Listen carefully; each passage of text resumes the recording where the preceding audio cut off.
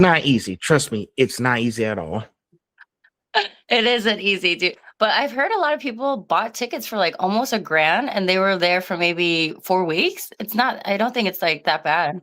Mm, that's crazy. Well, I'm trying to give it because thing is, my mom has a little conference going on there in 2028. So I'm trying to get a lay of the land first before I Oh, go back. there you So go. Yeah. I mean, so like I heard some people gone to Japan and they stayed for 3 weeks and they only spent like 2K. So as long as you have like the flight ticket and then an extra 2K, you should be fine. mm, let's see what let's see what happens when I get closer. I Because I love that. see because I see so many people traveling out of the country these days. So I'm trying to get with the program. Everyone's going to Europe, everyone's going to Asia. Like this is the year to do it, the year of the fire horse, you know? Hmm. So I might have to cancel out convention plans in general because I got so much stuff to do. Yeah.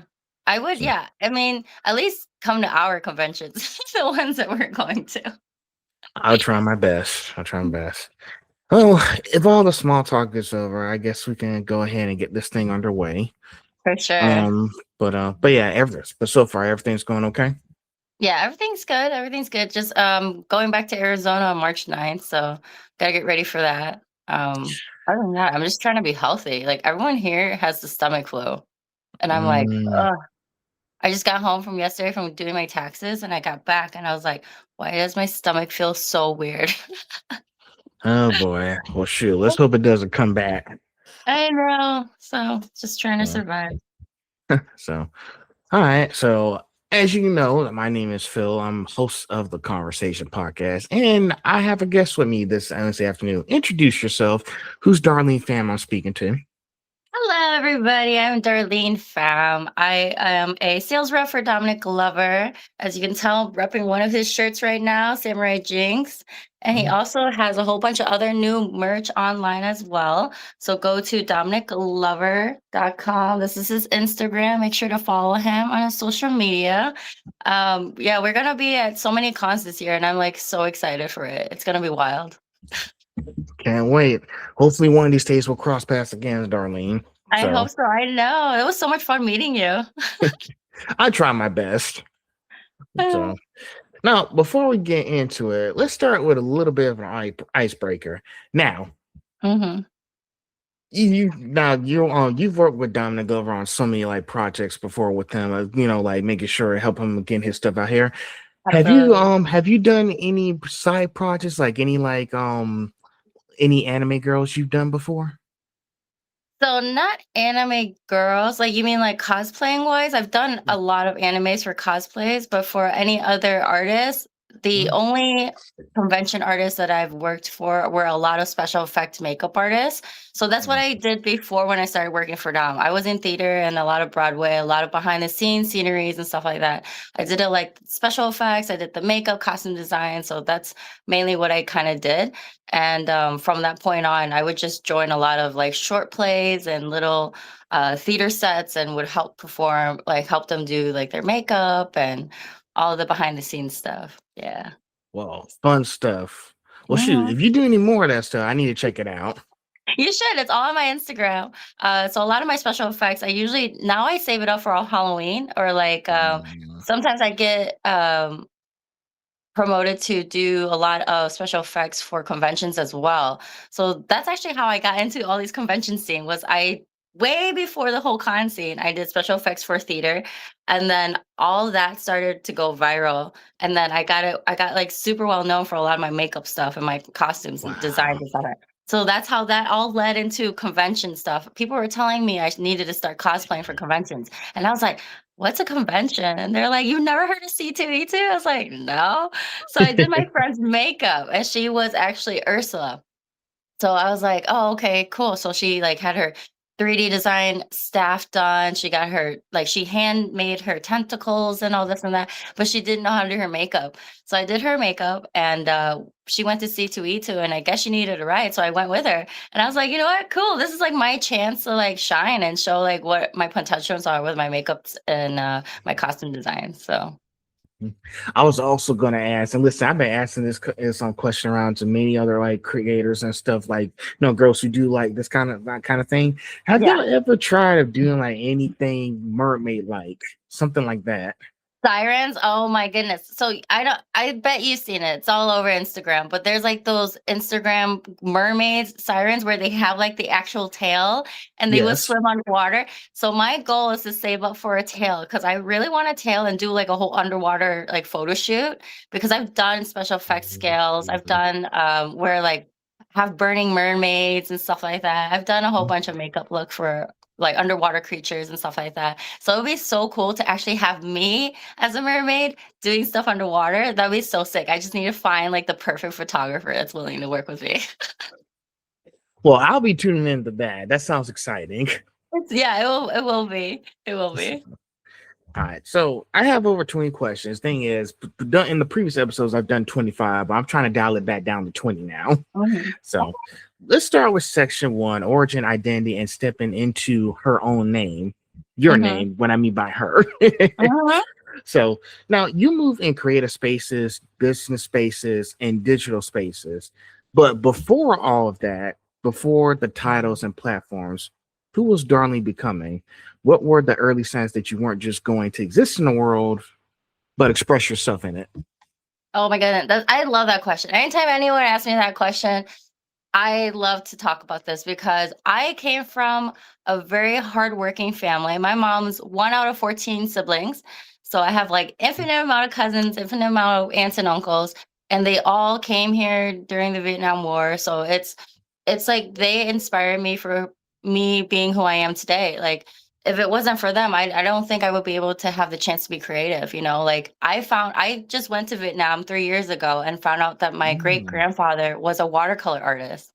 And I was like, where am I getting these skills from? Like, no one in my family can draw. Like, but I was like, maybe this is just something unique to me. And then I came back to Vietnam and I found out like my grandfather was a watercolor artist and they still actually had his mural like hung up and the paper was like thinner than tissue paper.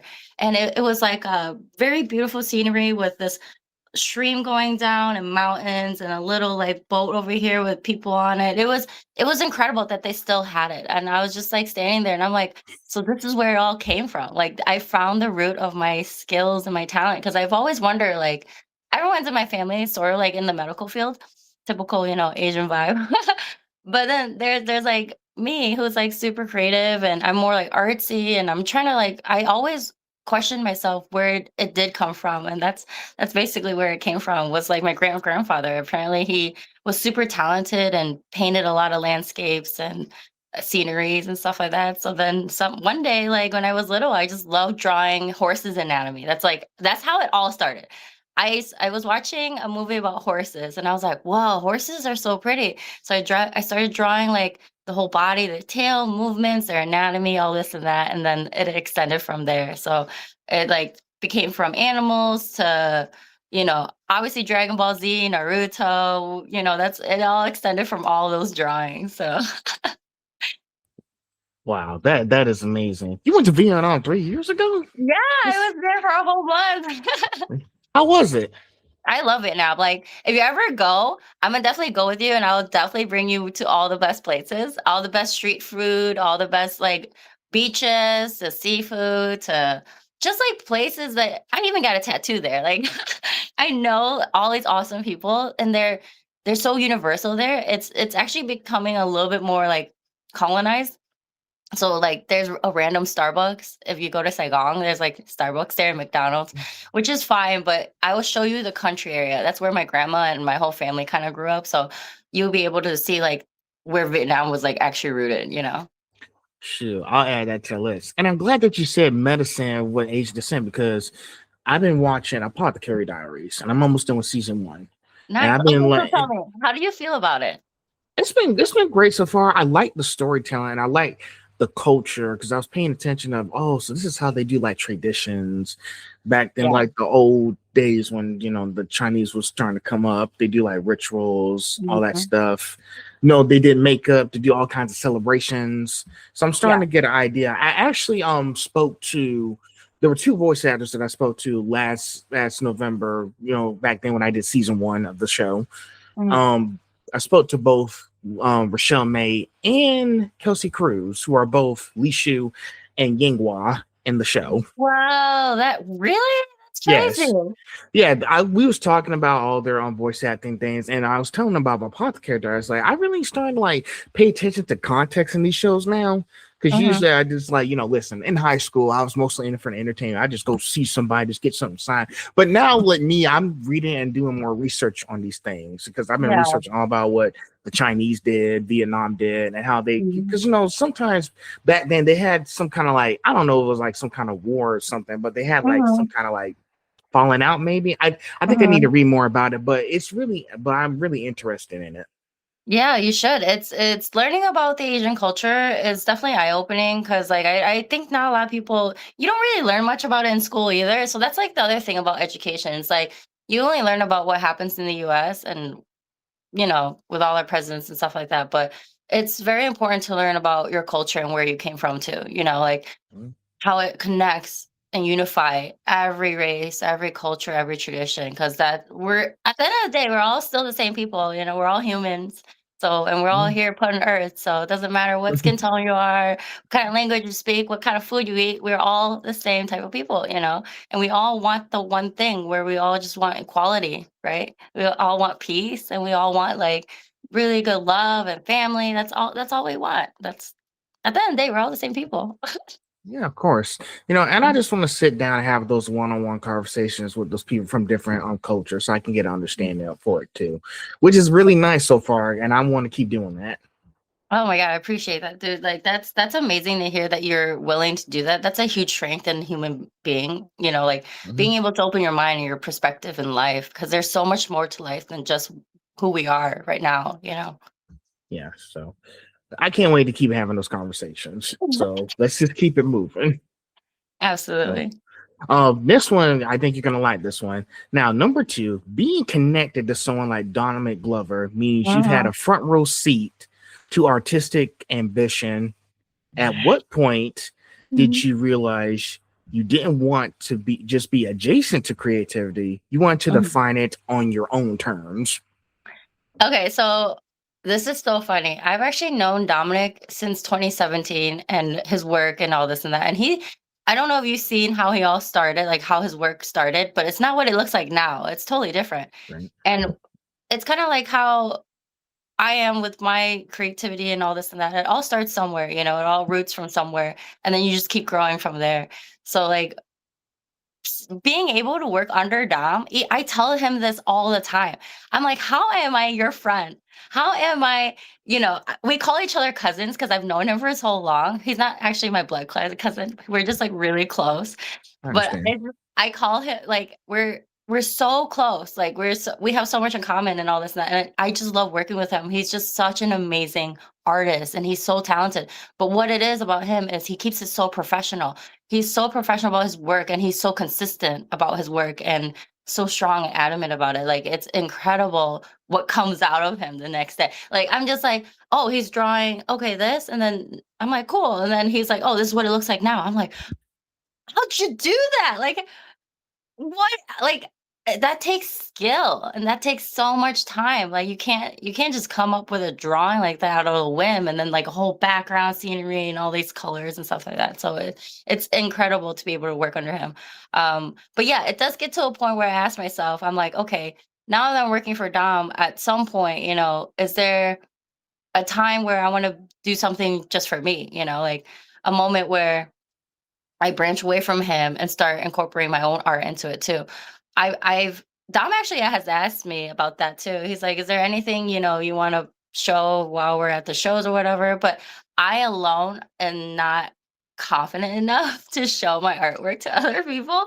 I think it's fine for Instagram, but like to start putting it at shows and stuff like that, I have I feel like I still need to like clean up some of my drawings and have like more of a consistency with it. Right now, I'm just doing a whole bunch of portraits and stuff, but like they're not relevant in any way. So I feel like not a lot of people are going to be interested in it. But I don't know. A lot of my friends and even Dom had told me to just like give it a try. So Okay, I understand. And I like how you said that because sometimes it's like I don't know if I can really do this right now. It's just mhm. I just need to sit back and watch what he's doing, and which is I think that's a smart move.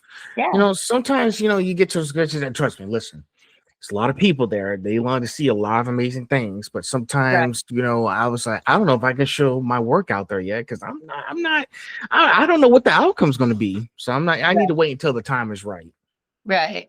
But also waiting does also contradict. So I mean, I get part of me is always like, just do it. You never know who's gonna like your artwork. But then the other part of me is like, I need to like have a unified platform, more something like that is a group, like how Dom just does anime or he does just Marvel or he does just DC. Like he has like specific groupings, but for me, I wouldn't even know what kind of grouping my artwork would be. It's so random.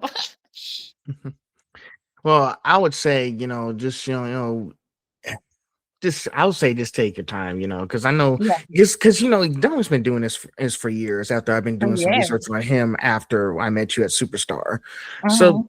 yeah, sometimes like I said, Darlene, if it takes you 2 years, then it'll take you 2 years to get it Yeah, right. So right. there's nothing wrong. Like, listen, I will sit back and wait until the time comes. Yeah. I mean, it makes sense. I think it all just takes time, and whenever you're ready, you're ready. Exactly. Mhm. Um, Next question. There's a difference between being known and being understood. Now, have there Mhm. been moments where you felt seen on the surface but not fully understood beneath it? What did that teach you about protecting your depth? Oh my goodness. Okay. So I love this question because I've gone through that my whole entire life. I've always been seen physically and whatever on the outside. Everyone's always because that's what you do, right? You as a natural human being, you see people on the outside and you immediately judge. You don't even kind of think about it. You don't even take a second to think about it. You immediately just judge what you see. And then from that point on, it's up to you to make a choice to get to know that person internally, or you can keep judging them based on the outside. So my whole entire life, I've been bullied when I was in middle school, going on to high school, and a little bit even in college. So um, being like I can't change my luck unless I have $1 million and go get surgery or something. But like I am who I am, and this is just the way I look. So it's funny how like when you're bullied for that long, and you're like, why am I being bullied? Like what's wrong with me? You ask yourself all these questions, and then you come to realize that it's not you, it's them, right? And once you come to that terms, and then you realize like, okay, how am I going to take this into another level of understanding myself? Why was I bullied? Why were they bullying me? And from that point on, you just learn to grow. You just learn to be better. And then because I got bullied, I am who I am now. Like I've learned to be humble and I learned to just be loyal and consistent. And I learned to just be kind, respect the human world. Like it's easier to hate than it is to be nice. It's just how it is. The world is a cruel place, but it takes more time to take time to learn somebody, right? And Mhm. getting to know somebody. So, yeah, no, I love that question. That was such a good question. That literally defined my whole entire life. I'm 31 now. That defined my whole 31 year of my life. Like that question was so solid. I really appreciate that question. Yeah. Yeah. I told you I'd be prepared with this stuff. I love that. That was so solid. Thanks. Yeah, I can relate to that too. Sometimes, high school, elementary school, I had it backwards. Elementary, middle school, and high school, we have to navigate through life and figure out what kind of person we want to be when we Yeah. get to a certain age. Now, listen, Mhm. I was bullied throughout those years as well. Elementary school, I was definitely bullied. Yeah. Got punched in the face twice on Fridays. Oh no. So if I didn't let the scars take over my life. Yeah. But Yeah. and then in middle school, I was hanging out with the wrong people. I was just focused on purchasing, trying to look cool, purchasing basketball shoes and stuff from the NBA. But Mhm. after a while, I was like, that's not who I was in the beginning. Because back then, when I was a kid, I liked watching TV shows. I grew up with Mhm. Batman the animated series. There you go. And then I decided to go back to where it all started for me when I was in high school. High school, I Mhm. was still bullied because I wasn't, I was, it was hard trying to find the right people. Yeah. Then when we get to college, I was so focused on just being like just being known, just say, hey, I'm this guy. You should. But then that took away what I was supposed to be there to do. Once I got Mhm. my morals back, I focused Mhm. on what I had to do, graduate, got my bachelor's degree. Now, a few years later, I just finished my cybersecurity program, and all my certificates are here this week. There you So go. there's that. So what I had to learn throughout those years was Mhm. it's okay to slow down and enjoy the small moments in life. Yes. Like I've seen, listen, sometimes I do get a little jealous. I was jealous like throughout 24 because I've seen so many people go to all those movie premieres and content creators Mhm. going to all those movie premieres in Los Angeles, California. But Mhm. I was like, that's just people just they do this and they just like it's all like noise and stuff. They do all. But sometimes Mhm. talking about the pop culture does get a little exhausting. It And I just does. want to break it from it. That's why I'm like, you know what? I don't care about these movie premieres no more. I'm just gonna Mhm. watch the movie and just go home.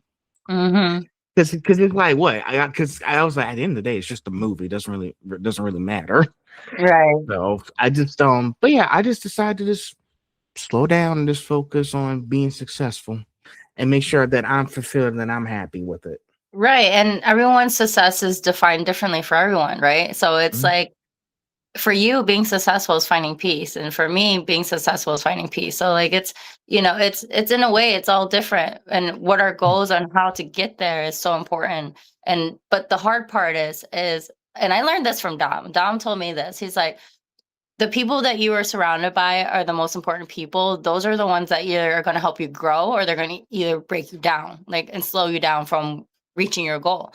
So then you mhm, start to having to eliminate who's important in your life, who are just noise, like you said. Like being on those red carpets and doing those movie premieres can help you and your resume and all these and your experience and reaching, that goal of, I guess, popularity, sure, but is that going to get you far on where you need to go? Because there's a cap to everything, right? There's a cap to yeah. a lot of things, and you're trying to have to eventually get to a point in life where you realize, okay, now that I'm here, Mhm, I'm happy, but how do I get to here and still stay happy, right?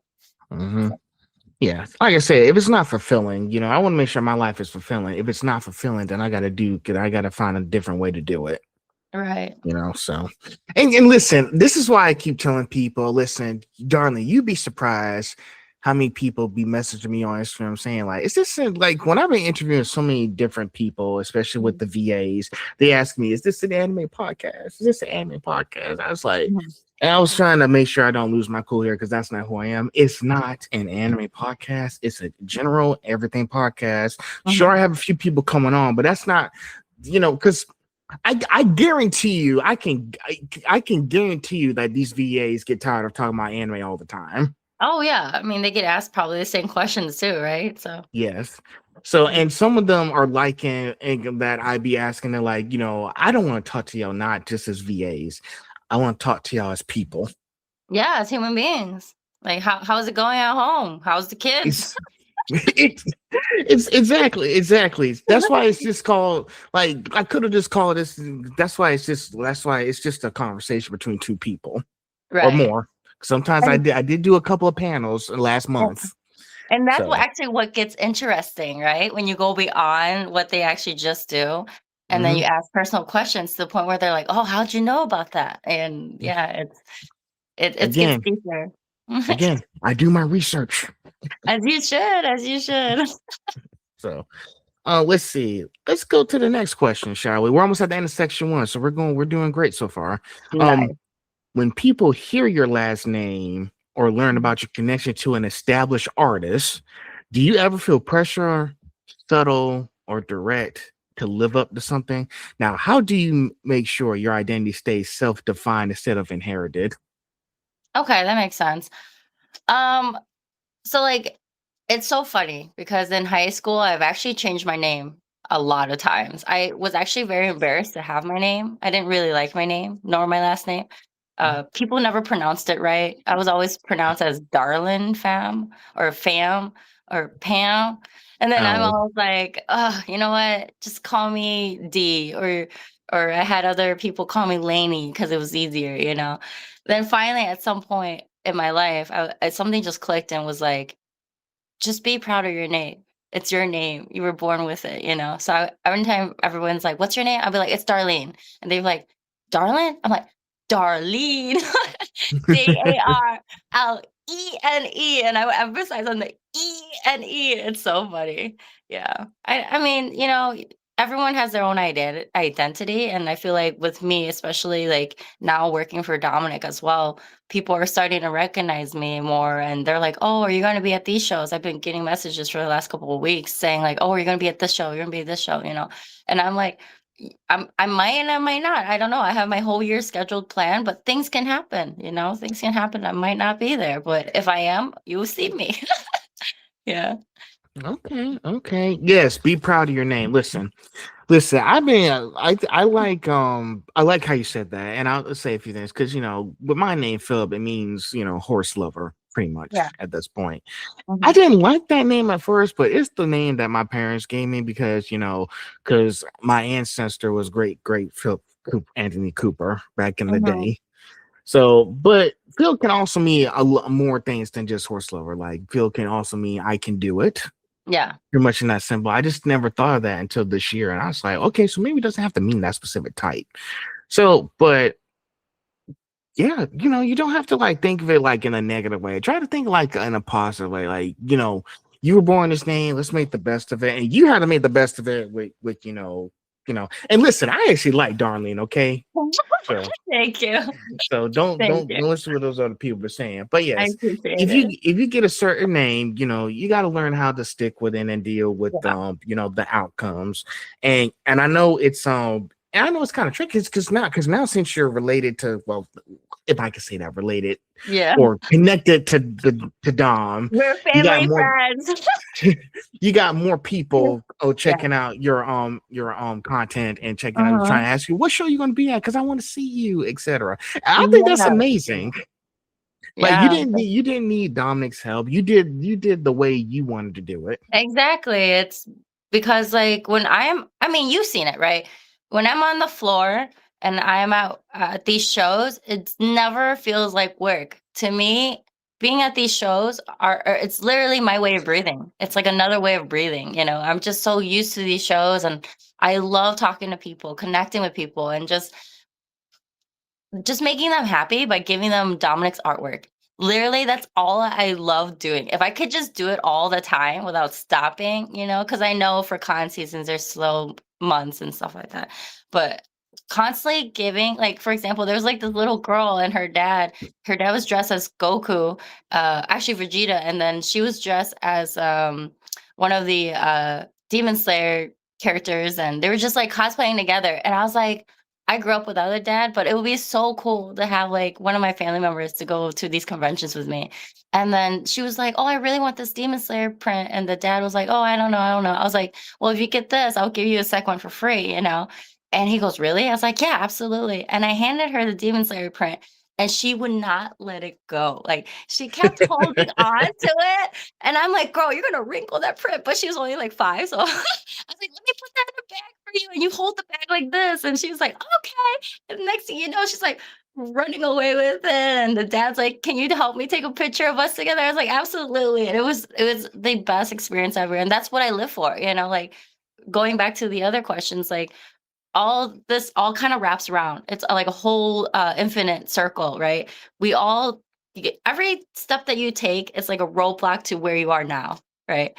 And this is literally I feel like I was meant to do this. Like this is my sign to like reach out to all these people and just make people happy with Dominic Glover's artwork. So Oh, that must have been a sweet moment. I like it. it's really cute. It was really cute. Well, you should bring one of your family members next time. That way it could be a two things. So you won't be on. Because I know you Yeah. were all alone when I met you at Superstar, and I was like, Yeah. is she the only person here? I mean, Yeah. You None of know, my family really gets what I do. I've tried explaining it to them and they're just like, "What?"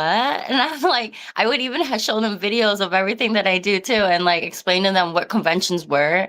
And they just it doesn't like interest them and that's okay, you know? But my friends are all mm, down and that's what I really appreciate about my team with Dominic, Ashley, Angela, Kyler, all of them are amazing. Like they get the scene, they all work so hard, and when we're actually connected as a team where I'm not doing just solo shows, but I'm with like someone else at the shows, like they appreciate it as much as I do. So mm. it's pretty cool. Well, shoot, hey, if you do bring any of them to the next show, I want to meet them. Okay. Oh, for sure. I'll be with Angela, so I'll be with her most of the time this year. Yeah. It'll be Oh cool. boy. But it's gonna be tricky because I don't know which college you're gonna be at, but Mhm. I'll stay in the loop as possible. But like I said, as I said in the video before, like I'm not going anywhere anytime soon. I'm pretty much Mhm. here. Plus, those places are expensive. It's expensive. Yeah. It's I the think it's the floor, the hotel, mhm. and paying for like all the artwork too. It's not cheap. It's Yeah, expensive. it is. A lot of the shows now have raised like their hotel fees and their badges and stuff. So it does get difficult now more to like go to these conventions. But if anything, follow us on Instagram. We always do post what our next shows are. So Yeah. I'm actually, I think I already do, but anyone who's yeah, listening, they can go check it out. for sure. So We're doing so but Cleveland next, Richmond, and then C2E2 Chicago. That's happening all in March. oh man. Well, I'm gonna be busy here, so I ain't gonna go into that too. Plus, I got big guests later this month too. Yeah, I get it. I get it. So there's that. But I'll make it work at some point. So question number 5, and then we'll be on section 2, okay? If Okay. someone tried to summarize you in one sentence today, what would they miss completely, and what part of you refuses to be simplified? Oh my god, everyone literally says this. She's always traveling. Where is she? Where's Darlene? I thought she was here, and now she's there. One word, I'm a traveler. Or like I can never sit in one spot for too long. I just have to go and do something, whether it's like drawing or going out to eat at a restaurant or watching a movie or whatever. I cannot sit in one spot for too long. Like people always says like, "Oh, Darlene's a traveler or she's adventurous." I'm definitely one of like a spirit animal, definitely for sure, just like flying everywhere. So this is why this job is perfect because the travel is key to my life for sure. Okay. Yeah, you gotta be doing something constantly. I know, because listen, I don't like being cooped up in my house all day either. Sometimes I like to go travel, go venture out into the city for a bit, see if there's Mhm. anything new going on. And like I said before, I just got back into Twitch streaming. I haven't been Twitch streaming in a few months, like two Yeah, months, because I've been busy doing this thing. I'm trying to get right. back. Like I said, I just started playing Super Mario Galaxy again before the movie comes out in the Mhm. next 29 days. Mhm. So I'm trying to hurry. So there's that too. But listen, even if you're not going place, at least you're still doing stuff at home. Like I'm still trying to Oh, yeah. find ways to be productive at home, still Mhm. do online stuff, trying to work on where I'm gonna go next eventually. But it's a Yeah, work in progress. So I think as long as you're just staying productive and planning out stuff every day, you'll be fine. exactly. Yeah, stay productive. hmm Where you gonna travel next after these conventions?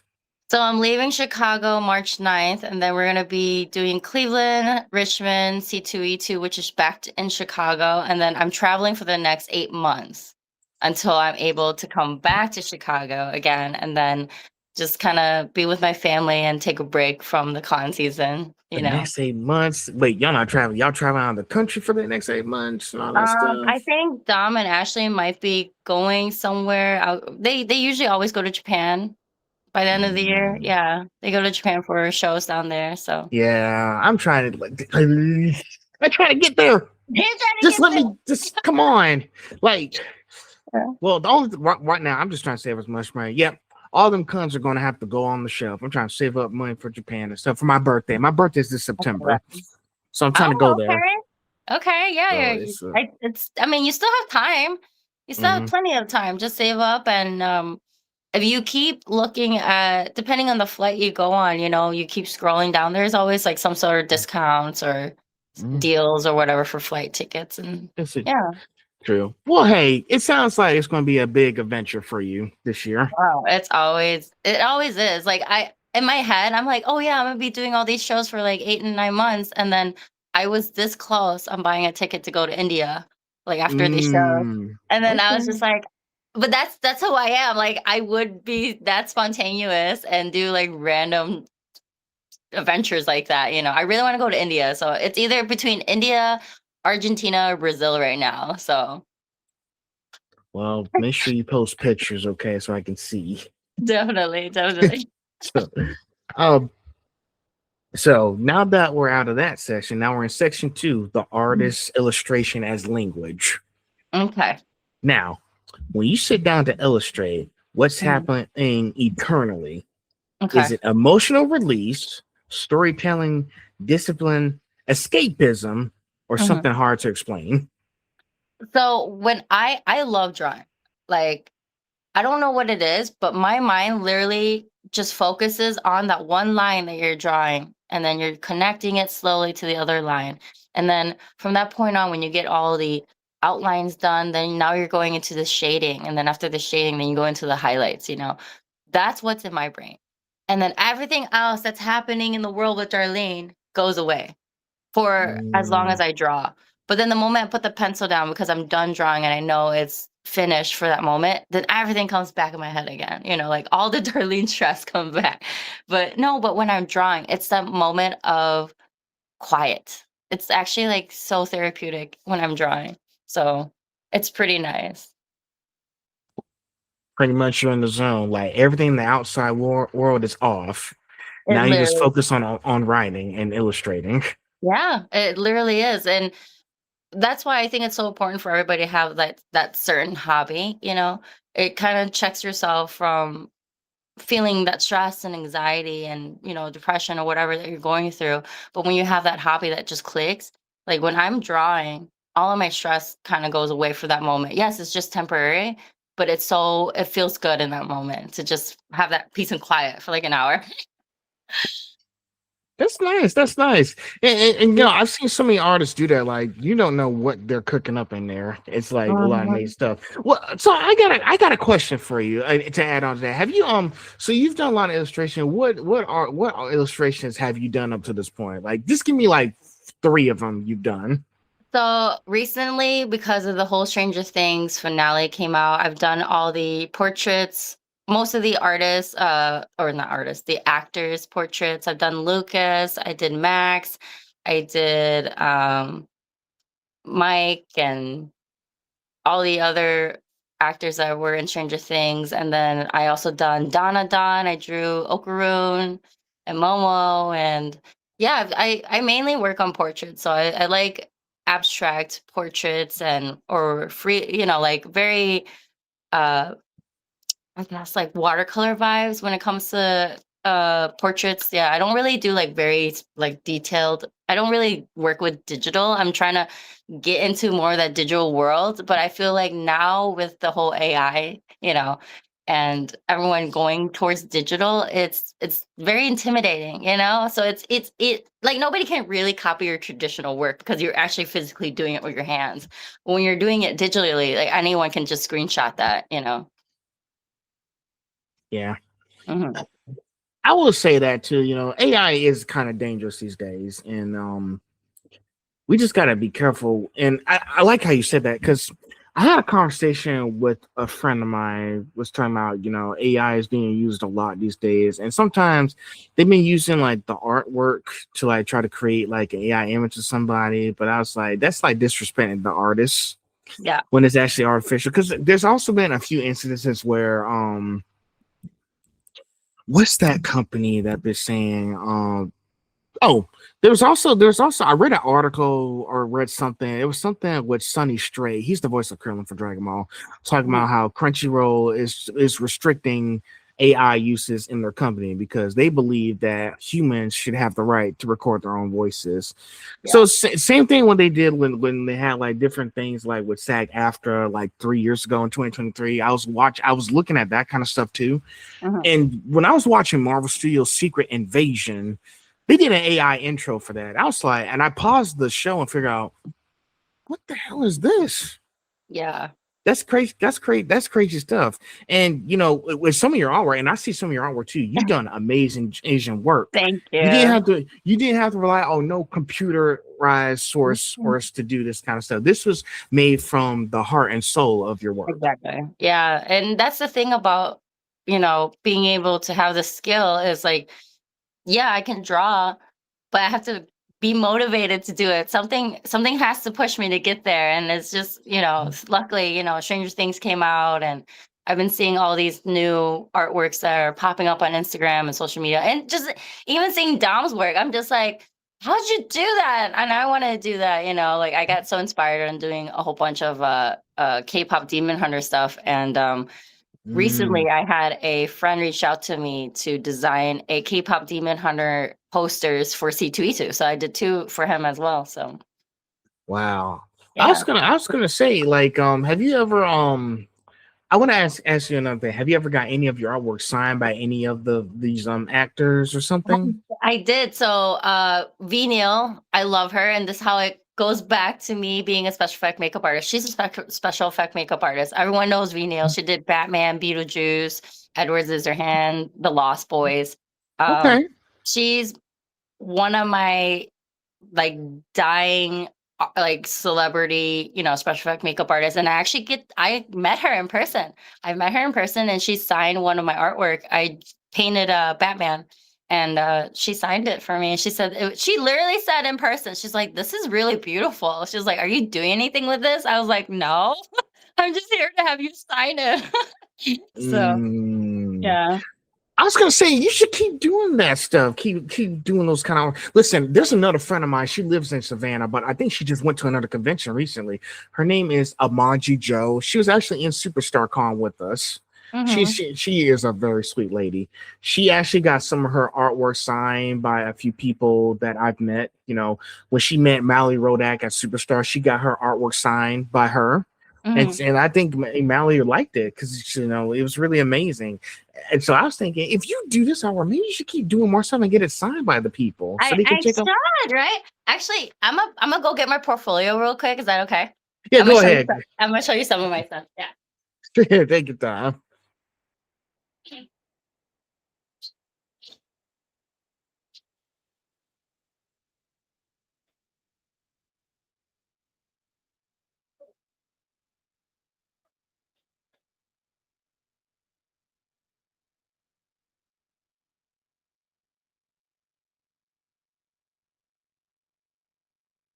Okay, so I got my big portfolio, and it will be so cool to get. So I'm like a huge Harry Potter nerd. Everyone knows that about me. I painted this. Wow. It would be so cool to have him sign this. Like I would probably pass out. Or like I painted all the three Harry Potter characters: Ron, Hermione,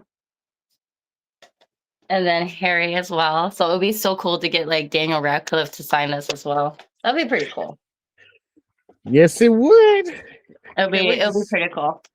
Wow, that's amazing, man.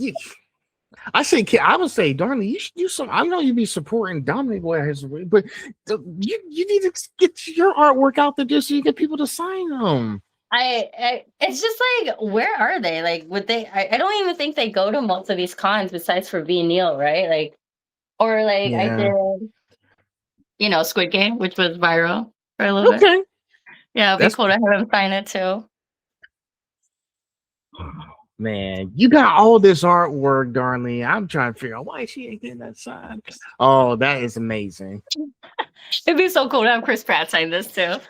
Yeah. Yeah. I actually got the Guardians 3 poster right here, but the sun's blocking it. Oh no. Oh, I can kind of see it in the back. Yeah. Yeah, you can see Kraglin right there. So But that is really amazing. Darlene, please do the more of those artworks so you can get those things signed. I know, right? I kind of just like put a pause on it. I guess I don't know. It's like I'm at a point like, and here's all my Stranger Things one. Like this is Will, and then of course Steve, Max, and then of course the OG. Okay, okay. Yeah, so, oh yeah, this is the painting that V Neil painted or signed. Wow. Okay. Yeah, Amazing stuff. yeah. All right. All right. I am shocked. Shoot. Well, if you ever make one of those, I might have to add that to my collection. I still ain't got a frame for Sonic from you guys. I will definitely get you a frame the next time I see you. Okay, okay. Yeah. So Or you let's can go on. just I think if you reach out to us on our website, there should be frames on there. You could definitely just buy a frame on our website as well. Well, I was gonna say because there's a Michaels down the street. I was gonna go to Michaels and get that frame, but I will check you guys out first before I make any Yeah, check decisions. us out on our website for sure. And you get a print, you get the frame as well. So yeah. All right, all right, all right. Next question. I know I was kind of venting about that art session, but it was fun. That was so much fun. Art often says is what words can't. What has your illustration allowed you to communicate that you never said out loud? Definitely the diversity of being able to create and not having like I don't know. I feel like with my artwork, I mean, as you saw earlier, they're very specific kind of artwork and textures, you know. And even with Dom, like with his digital, and then Adam as well, he does a lot of watercolor and stuff like that as well. Um, I feel like everyone kind of just like does their own thing, and I don't know what it doesn't really speak to me. I guess it's just like what speaks to you as an artist, what kind of motivates you as an artist and what doesn't. We kind of all just do our own thing and feel like what what makes us happy when we draw. And I feel like that's the other thing. A lot of artists now has been pushed off on drawing things that makes them happy because now they're filled with so many commissions, and they're kind of you have to kind of just do those commissions to get paid, right? And at what point do you stop doing commissions and kind of just do what makes you happy, right? So that's like the biggest thing I always talk to artists about. It's like, yeah, you can keep drawing what you want to draw, but or is it going to sell well? Or you keep doing these commissions because you're getting paid for it, right? There's like that line. So, Yeah. And other thing too, and I will say this, I've asked this question to so many people when they're mhm, doing like portraits and everything. Whatever art you're doing, is it like you're telling a story? That's what I always ask them too, because these questions feel mhm, like because sometimes every art that I've seen, even when I mhm, go to art galleries in my hometown, Savannah, Savannah is a really amazing artistic place. These mhm, these people, especially with these SCAD students, they tell like a lot of amazing stories through all the artwork they've done. And it's like, mhm, well, shoot, this is something I got to figure out. What exactly is they telling here? mhm, That's what makes it interesting because I don't want them to tell me for I want to figure it out by myself so I can mhm. understand how they put this all together. Yeah. I mean, I guess at the end of the day, I guess it depends on the drawings, right? So, I mean, we all know he passed away. So I drew this specifically half Black Panther and half of his face to symbolize like he will forever be the Black Panther. Like no one can ever replace him, no matter if is another famous actor out there that can probably play him as better. But at the end of the day, he will always be Black Panther, right? Or you know Mhm. how there's so many Spider-Mans now? There's like Tom Yes, Holland and Tobey Maguire, right? At the end of the day, people fight about who they like as Spider-Man, but I mean, who was the first Spider-Man, right? So it's kind of like that when you're drawing. It's like you kind of it's such an open to interpretation type of thing. So that what keeps the art going. definitely. What keeps the art going? What is it? I don't know if you've seen a few other artists on social media like Nicholas Smith. He's done a lot of artwork from with dealing with history. Civil rights, everything. He also did an art for Chadwick Boseman himself too when he passed away as well. So Yeah. he's done a lot of good work. I'll share it with you later, but he's an amazing artist as well, and he's won like a Yeah. lot of awards. Yeah. Make sure to share that to me. So, but yes, every art that you do, like this is why I be telling people like everything that you do, you got to make sure like okay, I've done this. I need to Hmm. sit down, understand, and brainstorm what's the context behind this artwork that I just finished.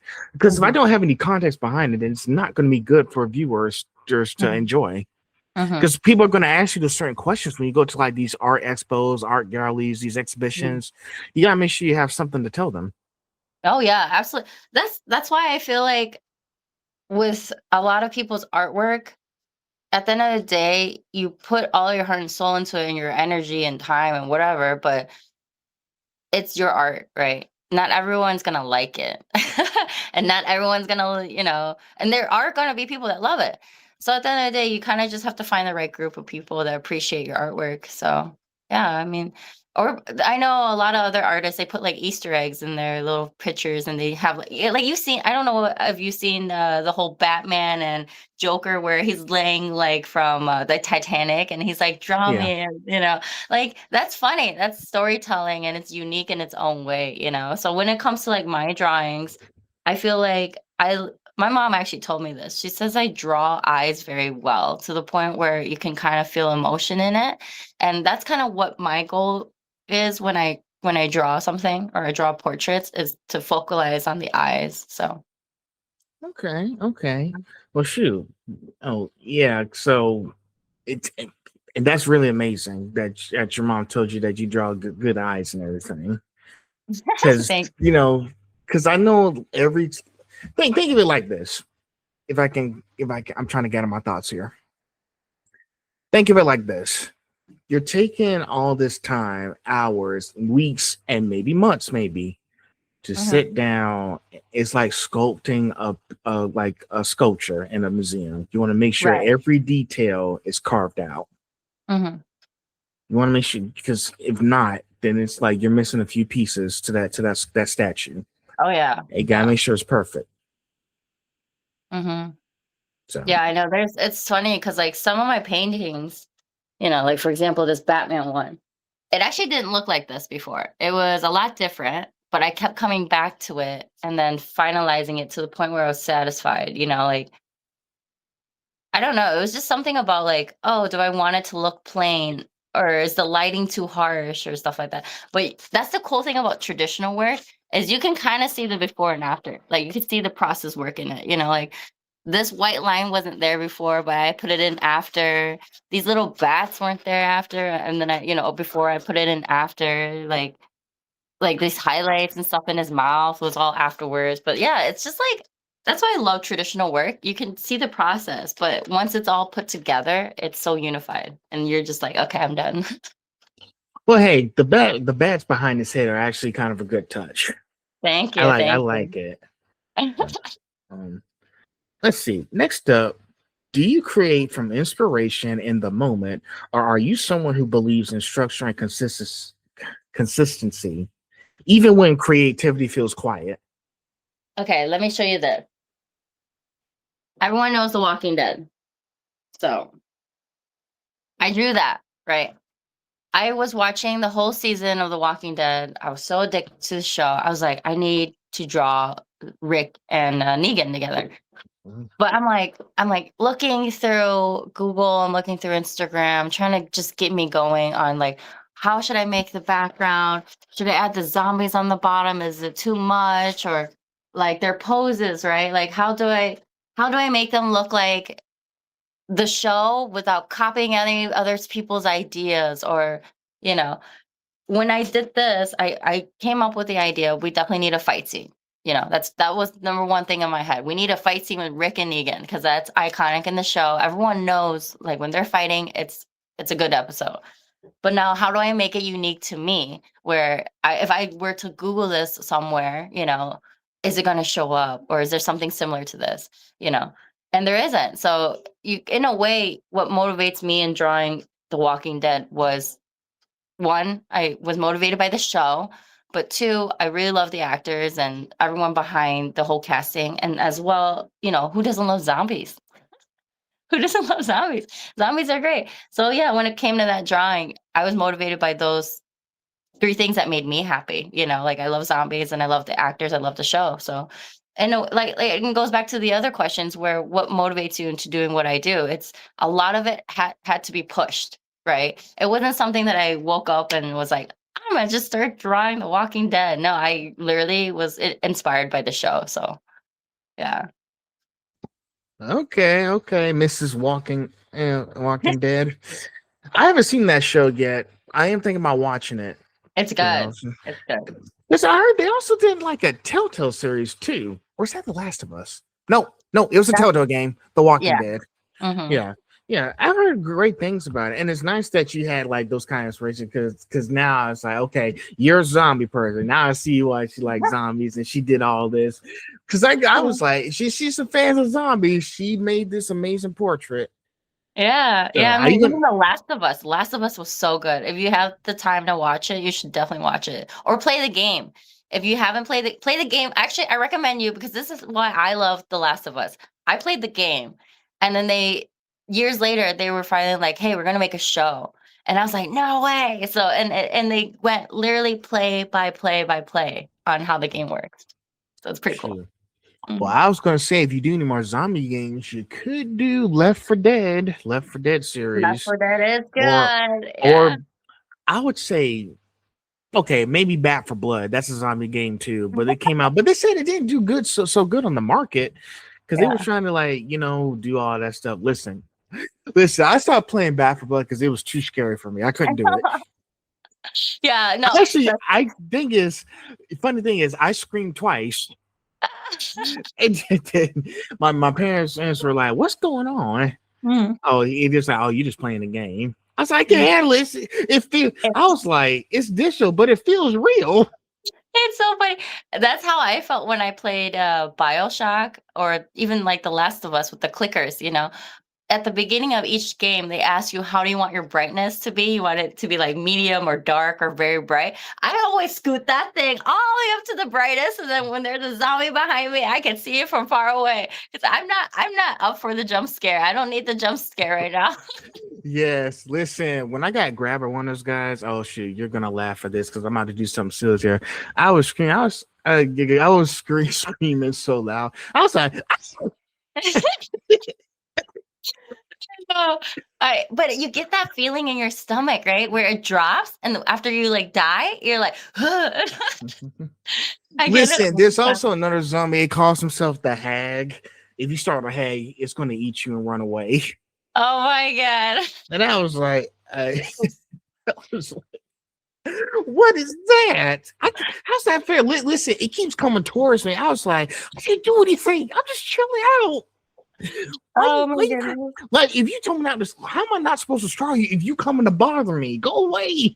Go away. That's why I turn on the brightness, because then you can find them. You can see them when they're coming after you, and you just kind of keep climbing up. And guess what? I think I was playing with my uncle online, and I was like, just you don't move. Are you sure? Yeah, you don't move. Don't move, don't move. But now he came after him, and guess what? And when he when because thing is, I was like, so you just gonna let the hag eat me? And guess what? I was like, sorry, somebody got to live to tell the story. Someone's gotta live to finish the game. So So funny. that's hilarious. Yeah. So somebody got to live to tell the story. That that's how I felt when I was playing the Last of Us. Same thing, dude. Like there's a part in the game where you're not, you know how a lot of games are you're chasing the zombies on land. The Last of Us, there's a part where you're actually chasing clickers underwater. Really? And it's dark. There's no light, and you can't use a flashlight, so it's dark. You're swimming, and there's a clicker that's in underwater. So then you're just like having to swim away, but then because you're a human being, there's like that breath like length on how long you could be underwater. So like I'm That telling you, you need to play The Last of Us. Play The Last of Us. You'll love it. I'll look into that. But yes, I'm trying to get back to horror games after Bat for Blood and all that stuff. Sometimes some games can be scary now, but I was like, you know what? let's do it. Let's listen. The only scary game I'll be playing, and listen, I'll be playing the Luigi's Mansion series. Oh, yeah, those are freaky. Listen, I almost got enough money to get Luigi's Mansion 2 next week. Let's I only, I go. only got I only got Luigi's Mansion 3. I need a Luigi's Mansion 2. I need the whole trilogy. But the thing is, on the Nintendo Switch, you can only play the original one, but it's only on the expansion on Game Pass. I was like, why can't I just put it on a cartridge? So I was like, okay, well, shoot. Well, let me get Luigi's Mansion 2 for now. That's like the only Halloween horror game that I only play because it's simple. But I It's still get simple. jump scares. Yeah, It's, yeah. Have it, have you ever played like the Mario parties, Mario Party 4 or 5? They have like the Luigi Mansion, Haunted Mansion part where you have to play with your like your partners or whatever, or your cousins or friends or whatever. And I remember when I was little, it was I think it was Bowser's Castle or something in Mario yes. Party. And then he comes up and then he shoots flames, but it's in the dark and all you have is one flashlight and you gotta run away from Bowser. Yeah, that it's so fun. It's so fun. Ooh, man, now I'm thinking about going back to horror games because they are funny, but it's scary too at the same time. That's why you higher the brightness, lower the volume. Mm-hmm. Oh, there's another one that was like, phasmophobia. There's also that they already got on Xbox. I'm too scared to play because I'm on the only person in there. It's Uh, like you have to take pictures of the ghosts in there. wait, There's I really? was Yes, you have to take pictures of them without getting caught. What? That is creepy. I know that's why it's called phasmophobia. And listen, I was watching this guy on YouTube and he was playing with his friends, and it was like phasmophobia, and he was like, oh god, I'm dead. But here's the thing, he was hiding in the closet. I was like, don't go in the closet. And then after the monster opened the door 3 times, he was like, no. Oh my it, goodness. it found him. I was like, got him. They're This fast. guy's a dog.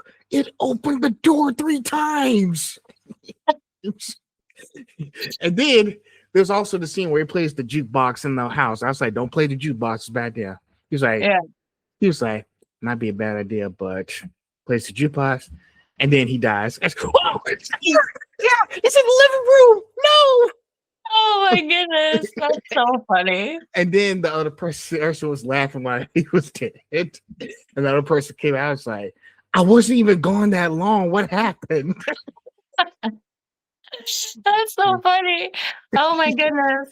Oh my, that's how I feel when I play Slender Man. I'm like, oh my god. It was like an old PC game, right? So you play on your computer and the brightness can only be so bright and the darkness can only be so dark.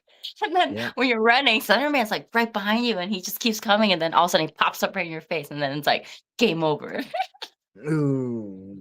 Yeah, Well, shoot, I want to check out The Last of Us, okay, and see what that game's all about. Let definitely. me look at it first before I start playing it, and okay, because I know because thing is, I was gonna play on the Xbox to see what it's like.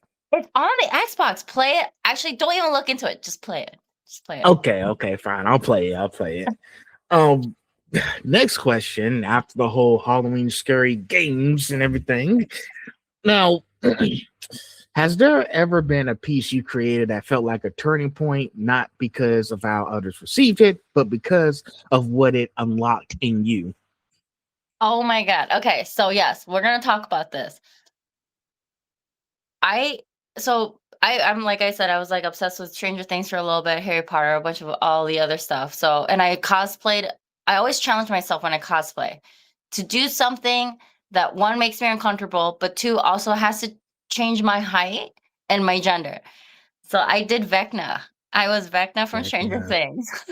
okay. And I don't know if you ever seen the process of how they actually make his prosthetics in the show, but it took months. Like they couldn't narrow it down to the right, I guess, anatomy on his face or whatever. But when they finally had it done, they like had all the prosthetics done in pieces from the chest to the back to his arms, to his hands, his legs, his face, his cowl, like the whole 9 yard. So I got so inspired by that that I actually kind of did my own versions of it.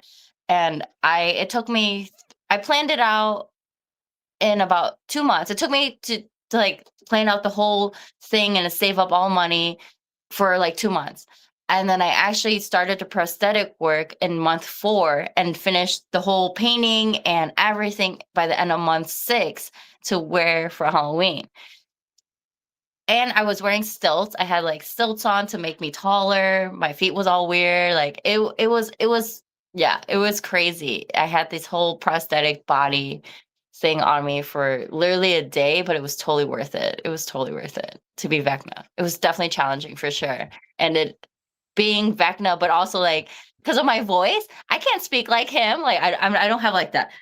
I am going to, like that's a really dark voice. So it was just like, yeah, I looked like him, but how can I talk like him? It was really funny when I was outside and I was wearing Vecna. We went to a bar for the Halloween contest and I was just walking in and everyone like it got quiet. The bar was so quiet. And these two couples are like laughing, they're having a good time, they're a little bit drunk or whatever. They turn around, they see me, and the husband goes, "What?" And he falls down from his stool. He's like he's like, "Whoa, you're so scary." And then I went, "I'm so sorry." And he goes, "Your voice did not match your costume." It was really funny. Oh Yeah. man, that must have been a fun time. On them Halloween costumes, people scared out of their pants. But Oh, yeah. Vecna, I was like, man, I mean, if you had enough practice, you could pretend to like try to get Vecna's voice down. You Yeah, could. I could. I would say Maybe. I would say a 90% possibility. Probably. Or I had a friend, he did a Star Wars cosplay, but he has, like, the voice changing thing in his mask where you just speak through it and then it changes his voice. It, like, alters his voice. So I might need one of those. Voice modulators. Yeah, for Yeah, sure. I wonder if they're selling those. Oh well, we'll find out later. So, last question of this, and then we'll be on section 3. We'll be at the halfway point. Nice. As someone surrounded by pop culture influence, how do you protect your originality? How do you make sure art carries your fingerprint, not just the influence of worlds around you? Oh, that's a good question. That's a very good question. Anytime I create something, especially when it comes to my artwork, besides putting in a story or besides being inspired by other people and trying to make it original, like for example, I drew this in college. Johnny Depp being married to Amber Heard. I drew that in Wow. college. And it's so funny because I'm a huge Johnny Depp fan. I love Johnny Depp and I've followed his story for a really long time. And it's so funny. I mean, you probably know about the whole divorce and whatever happened to him and Amber Heard. But before that all happened, I painted them together as like caretakers. And there's like the Wow. priest in the back and them being happy and stuff like that. But there's little stories in the pictures. There's little, I guess, like symbolic moments in the pictures where, she's poised very confidently. She's like, it's all about her. And then Johnny Depp has sunglasses on and he has a cane on. It's literally storytelling because I predicted that he's going to get to a point where she's going to be all about herself and kind of like, self-centered and narcissistic as she is. So it's funny because I painted that before his divorce case like happened. Like a part of me just always knew it was never going to work out. So yeah, just like being original, creating your own story, starting with your own like mind and creativity and going from there and running with it. Well, I can't wait to see what you do next with your artwork. And listen, it's still the early in the year, still quarter 1. I want to see what you do going Yeah. forward. Thank you. So, all right. So we are now officially at the halfway point. Are you Yes, enjoying our yeah. conversation so far? I love this. This is so interesting and so exciting. And I've had people ask me a bunch of questions about myself, but they're never like this discreet, like never so like personable. I love it. It's good. Well, I did say no filters at the bottom. That's right. That's right. So, section 3, image modeling and digital presence. Mm-hmm. Now, modeling is about presence, about being seen, but being seen isn't the same as being empowered. Right. What does it take for you to feel in control of your image rather than controlled by it? Okay, yeah, that's a good one. I feel like a lot of people now that are quote unquote models, they have to be a specific height. They have to be a specific weight. They have to look like makeup wise, they have to look as natural as possible, even though they have makeup on, right? You have to be healthy. You have to have a six pack or a big butt or whatever. Like a lot of models are literally posting themselves in a stigma kind of way because that's what every other model is it's defined as. But when I model, I do what makes me happy. I do a lot of the things that, yeah, I don't have a six pack, and yeah, I have like 13 tattoos, and my makeup can be very like, dramatic or whatever, but that to me is how I model, right? I'm not 6 foot tall and I'm not skinny in any way, but like that what makes me happy when I modeled and what empowers me because that's who I am. Like I know it's all about your confidence. At the end of the day, it's all about your confidence, yeah, I might not be that 6 foot Vogue model, but at the end of the day, I come off confident in my photos. Like I did a photo shoot for my birthday where I was, smoking a cigarette like with a Russian fur hat and I'm like burning the newspaper. But the cool thing about that photo shoot, it wasn't just for my birthday, but it was to show empowerment of what's going on in the world. There's certain parts in the newspaper that were talking about politics, about the riot, about, ICE, like a lot of stuff in the newspaper that was happening right now. And then I was burning it. I was just literally smoking a cigarette, being like a Russian mom, you know? Or for example, I did the neon bathing suit in ice cold snow weather, like I that. saw that one, and I Yeah. was thinking, how is she able to survive in that cold weather with just a bathing suit? I don't understand how they do it. It's all about the confidence and your mindset, like a lot of people when they model, they think they have to look like a specific way or be a specific like higher skin tone or whatever, but it doesn't matter. It's all about what makes you happy and your confidence, right? That what makes the photo. And people ask me that. They're like, "Oh my God, weren't you cold?" I was like, "Yeah, if I put my butt on the snow for too long." But it was really warm out. It was warm out and I was happy to do it. And I had such a amazing photographer that was there and he made me feel comfortable and boom. I mean, that whole idea was mine. I wanted to do more of a wintertime cyberpunk photo shoot. So that was all that was what Mm. that was all about. Oh boy, you better put that on the list. Yeah, because I've been looking at so many photos and models these days, and that's how I've been able to like get a few miles on here too. And Mhm. some of them, and also when we were at Superstar, I did run into a few burlesque performers, and they done like Mhm. a lot of artistic stuff, and they done a lot of They also done a lot of nude photos as well, but they weren't Yeah. showing as much because they kept it professional. And Mhm. and I was like, because I was thinking, I've seen so many people do those kind of. I was like, how did couple comfortable doing all this? I guess it's Mhm. like they like doing this kind of stuff, and it's who they are.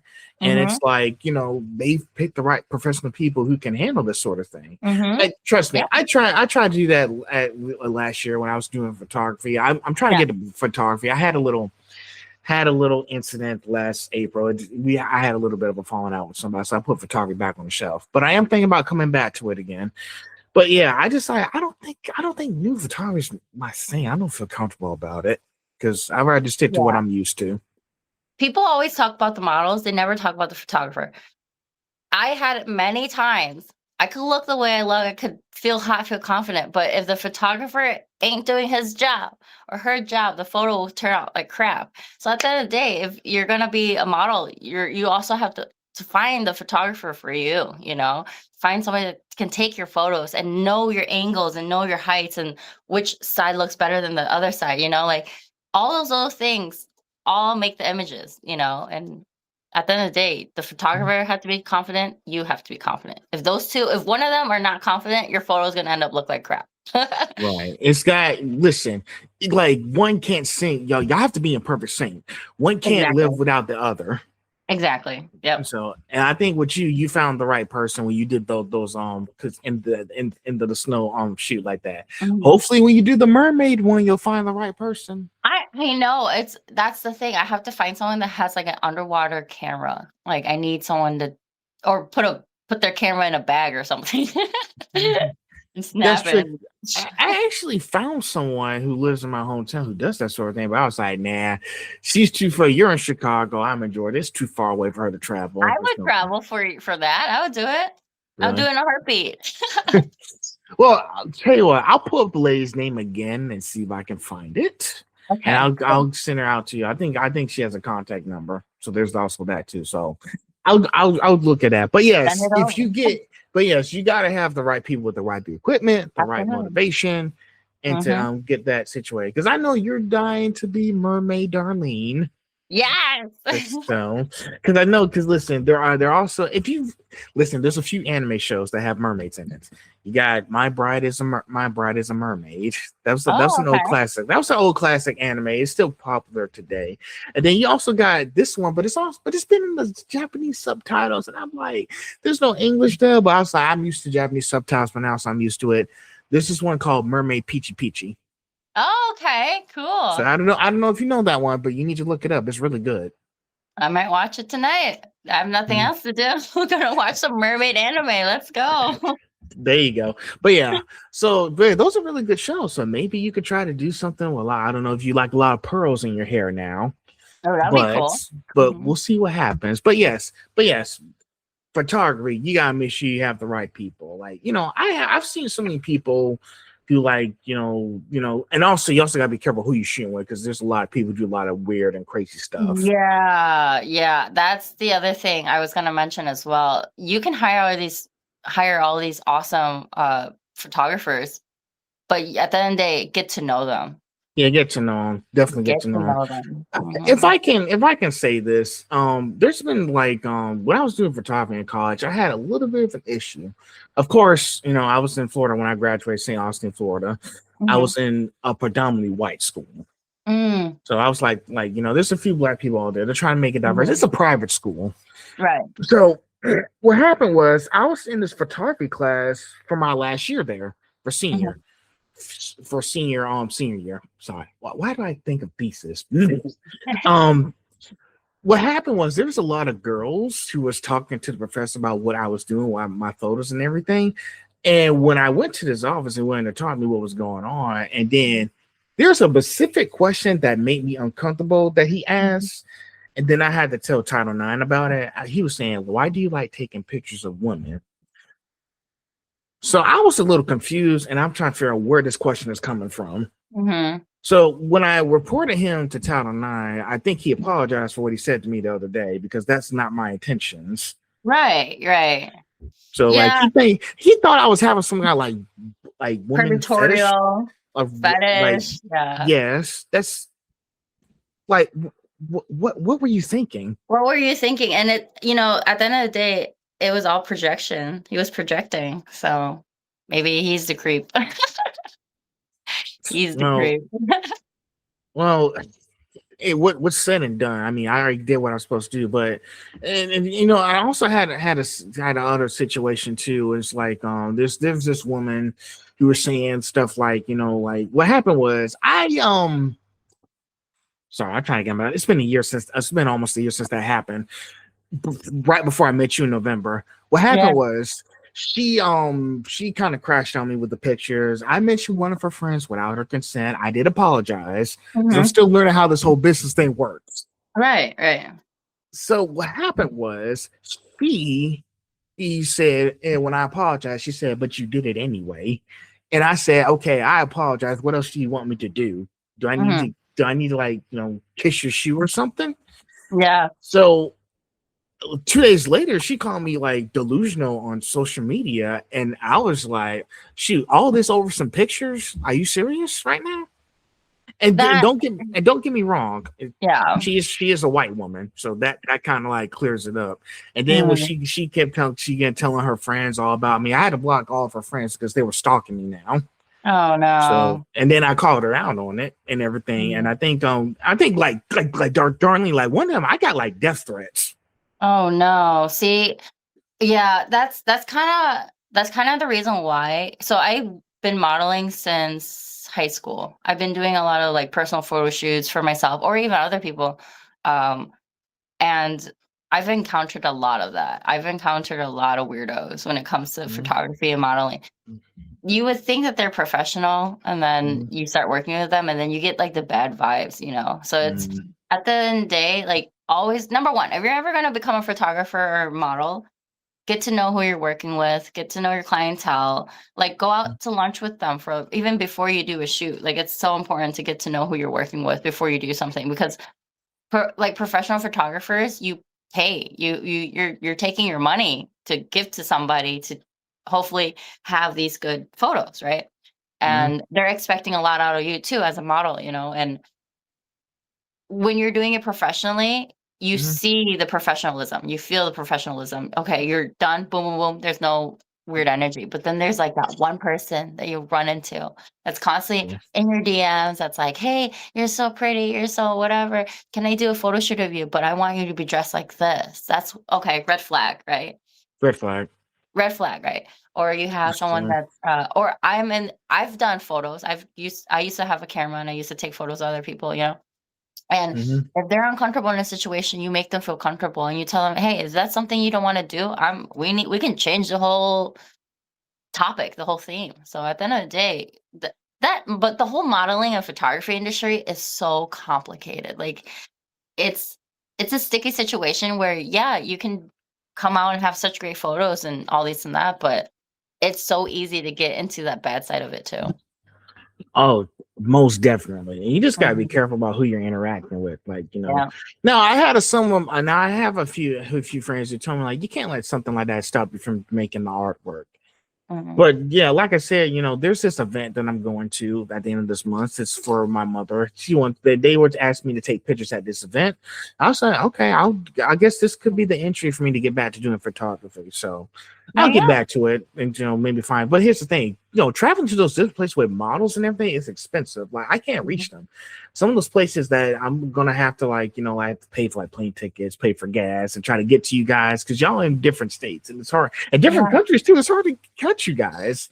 Mhm. So that's something for me to figure out for these next few years. But for Yeah. now, I'm doing what I can here at Yeah. home. Yeah. So but yeah, photography. I seen you like the model. I can't wait to see what you do next. Thank you. So next one. Now there's a version of you that exists in photos and let's see. I am sorry. My brain You're is good. on vacation. There's a version of you that exists in photos and on screens. How different or similar is she from the woman sitting here right now? Very different. I always tell people when you're working, and when you're at home, you're at home. So when I am getting ready to do, for example, that photo shoot when I was in the snow in my swimming suits, like I had to change my mental mindset to be ready for that and to be prepared for all the comments, whether it's positive or negative. You got to be ready for all that, right? At the end of the day, I'm doing something for me. I'm not doing it for you. At the end of the day, whatever you do, you got to do it for you. What makes you happy, right?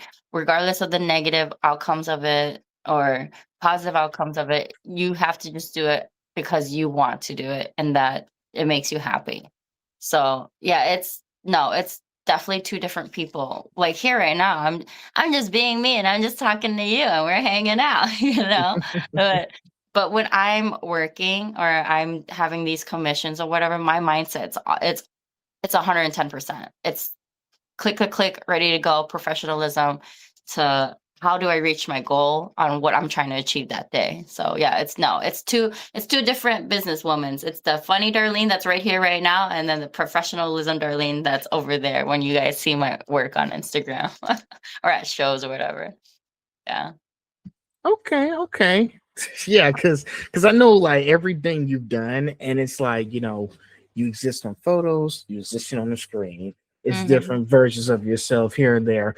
Listen, it's like the different environment and different types of situations you're in. Because I know Hmm. when you're doing photos, you're just being your gorgeous, beautiful self down there, Hmm. which I like. Keep doing that. That's the artwork. But Hmm. then on the screen, just talking to you, it's a different person who just it's like expressing themselves how they do these certain things. Exactly. It's totally different. Like when, and on top of that, when I'm working, there's so many things that I don't do. Like right now, I would, if I could, I would have a bottle of tequila, I would be vaping or whatever, because that's like me now. But like when I'm working, I don't drink, I don't go out, I don't do any of the things that will distract myself from working because I'm in the zone. I'm trying to reach that goal of like, how do I get to that goal without any distractions, you know? So like even in the snow photo shoot, like yeah, the snow it was freaking cold. My butt hurt, my thigh hurt, my knees hurt, but I had to put my mindset at 110% to achieve that photos, and I got them. It comes with a job, don't it? You got to fight through Yeah. the pain. You gotta fight through the pain, you know. Making money ain't easy. Man, maybe next time I need to come on set and watch how you do things. Yeah. Maybe that'd be interesting. Yeah, it's fun. So, It's great. But people always but say you're so different. You're so different at shows compared to like how you are when I'm hanging out with you outside of work. I'm like, yeah, what I'm it's saying, this is what I'm saying. Like, I want to see. Listen, outside of work, I want to see what y'all be doing. yeah, Listen, listen. I'm venting here. I'm all Every for it. time when I go to these conventions and stuff, I Mhm. don't care. Like, when I go to, when I be seeing the VAs, I be like, what y'all be doing like outside VAs? You know how many of these Mhm. VAs have been traveling to other countries and just Oh living yeah. life to the fullest? Like, Mhm. listen, there's a city, like, I'll give you an example. There was one that I saw, Elizabeth Maxwell. She went to New York just to chill out and everything. Mhm. I was like, see, like, I don't like, that's what I'm saying. Like, the high school me was just focused on them just voicing. I was like, now the 25-year-old me is just like, what are they doing outside of the VAs? They're busy, Oh like, yeah. just going out, traveling, hanging out with friends and stuff. Mhm. And here's the other thing too, like, when I interview so many of them, some of them actually start following me because they like my concept and what I'm doing. Yeah, I And love it. listen, guess what? There's when I was talking to Jack Broadbent, the voice of the crawler, and My Hero Academia Vigilantes, we've been having regular conversations like how's life treating you, all that stuff. See, yeah, people start to get invested in your own personal life for sure, for sure. Hmm. Exactly. Mhm. Like, listen, I know it gets exhausting doing the same thing, like, but what are you guys doing outside of the work that you're doing? Right? I mean, so like with me, for example, like I mean, Dominic's always working. I feel like he doesn't Yeah. stop. He did that guy and Ashley too. They never stop working. Like, yeah, they do stuff, with their family and friends and whatever, but at the end of the day, he's always drawing. Dominic, that's what makes him happy. He's just always drawing. And but with me, like once I'm at the show, like everybody who's worked with me so far knows like I'm zoned in. Like it's all about making the sales. It's all about like reaching my goal and spreading happiness by giving away Dom's artwork and stuff like that. But then the moment I'm home, so like I've been home for the last 3 months now, and it's just been nonstop, like helping my family because my family is going through a lot, helping with my friends, they're going through a lot. And my sister just had her second baby, so it's just like catching Wow. up with her. Yeah, Oh, it's and that's congratulations. thank you, and that's, like, the stuff that people don't know about me. Yeah, they see me at work, and they're like, "How are you doing this while you're traveling, and how are you able to, like, get back home and function and all this and that?" Well, I always tell people this as well. I run a military hour. I run a military time. I only sleep for, like, 4 to 5 hours a day, like, that's all Mhm. I need, and then I'm like, "Go, go, go, go, go, go," and then I don't crash, and then I just go, go, go, go, go, It's just, like, constant going. So Like I said, you gotta be productive every day, and it mhm. helps you put your mind at ease. Don't overwork too hard now. It's okay to rest if you're tired. But Oh, I'll sleep when I die. I'll sleep when yeah, I die. don't overwork yourself. So, but yeah, it's nice that people like me are able to like just sit down. I was like, I want to take a break from all the pop culture stuff and let's talk Mm, about what you're up to. Now, maybe we might throw in a few things, but but you see where I'm going with. yeah, I see where you're going with. So, oh, next up, in a digital era where aesthetics are currency, how do you keep your confidence rooted in something deeper than appearance? Okay, that's a really hard question, actually. How do I keep my confidence going? I know it doesn't seem like it, but I'm actually not that confident of a person. I've always lived with this model where you keep faking it until you make it, and it got to the point where when I was younger, I always kind of just lived life like every day and like normal, whatever, doing my own thing. And I didn't think that that was confidence. I always just thought like, okay, I'm supposed to be doing these things, so I'm doing X, Y, and Z. And then people were like, Darlene, you're really confident. You're coming off very confident. Like, how do you do these things without worrying about people's judgment? And then I'm like, because my mind is not thinking about those people who are judging me, you know? I'm just doing these things because I want to do it, you know?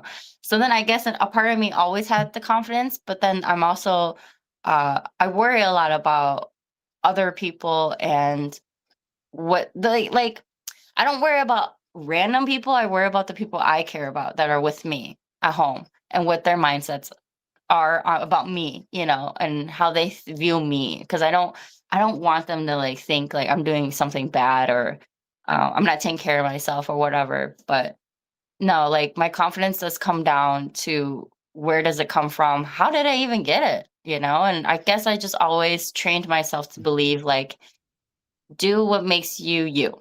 At the end of the day, you just got to do you, right? Because no one else is going to follow you. So Mhm. no one's going to pick you up besides you. So Exactly. You know, I've been telling people, stop trying so hard to be something that you're not. yeah. Like I've been keeping that phrase with me for a long time because I tried Mhm, so hard throughout these years trying to be something that I'm not instead of just mhm. being myself. Like, listen, I try to come up with so many cool things, but it's not me. Listen, Darlene, I am an introvert, but I'm still going out the house and trying to interact with you guys. And I would have never known that. That's why it was so funny when I first met you. You're like, I'm an introvert. I'm like, no, you're not. No, you're not. I'm like, dude, your voice and like your persona and the way you shine when you meet people, like that's why your podcast is it's going so well. It's because you allow the people that are on the video calls or podcasts with you to be themselves, you know? Exactly. I just want people to express because like I said, we're just people just having a nice conversation in the afternoons or at night, just talking Hmm. about what's going on. Yeah. Like no life in general too. Yeah. So we can talk about anything. But yeah, I just like I said, you just do what makes you happy at the end of the day. I think this made Mhm. me happy today, having to be able to talk to you without even having to like spend money to get to somewhere I need to be to travel For just to sure. see you guys. It's easier Yeah. this way. But still, sometimes my parents say I need to get out the house. And I do be getting out the house. I don't want to stay in the house all day. I'm trying to get out and meet new people every time I go downtown in Savannah to try to, Mhm. and who knows, maybe go to other cities and might find some new people there. Yeah, Because you never listen, know. there's a billion y'all out there. Yeah, we're everywhere. So it's gonna be it's a big universe. So I gotta start looking around. For sure. You never know who you're gonna run into, you know? Mhm. So let's just keep the momentum going. For sure, for sure. No, like Yeah. talking about not, like going outside in college actually. It was freshman year of school Mhm. and I was supposed to get ready to go to school on the first day. And my friends and I, we actually woke up late and we're just like, oh, freak, we're gonna freaking miss the first day of school already. And guess who's at the bean? Ellen DeGeneres was at the bean. You see this giant jumbo screen with her face on it.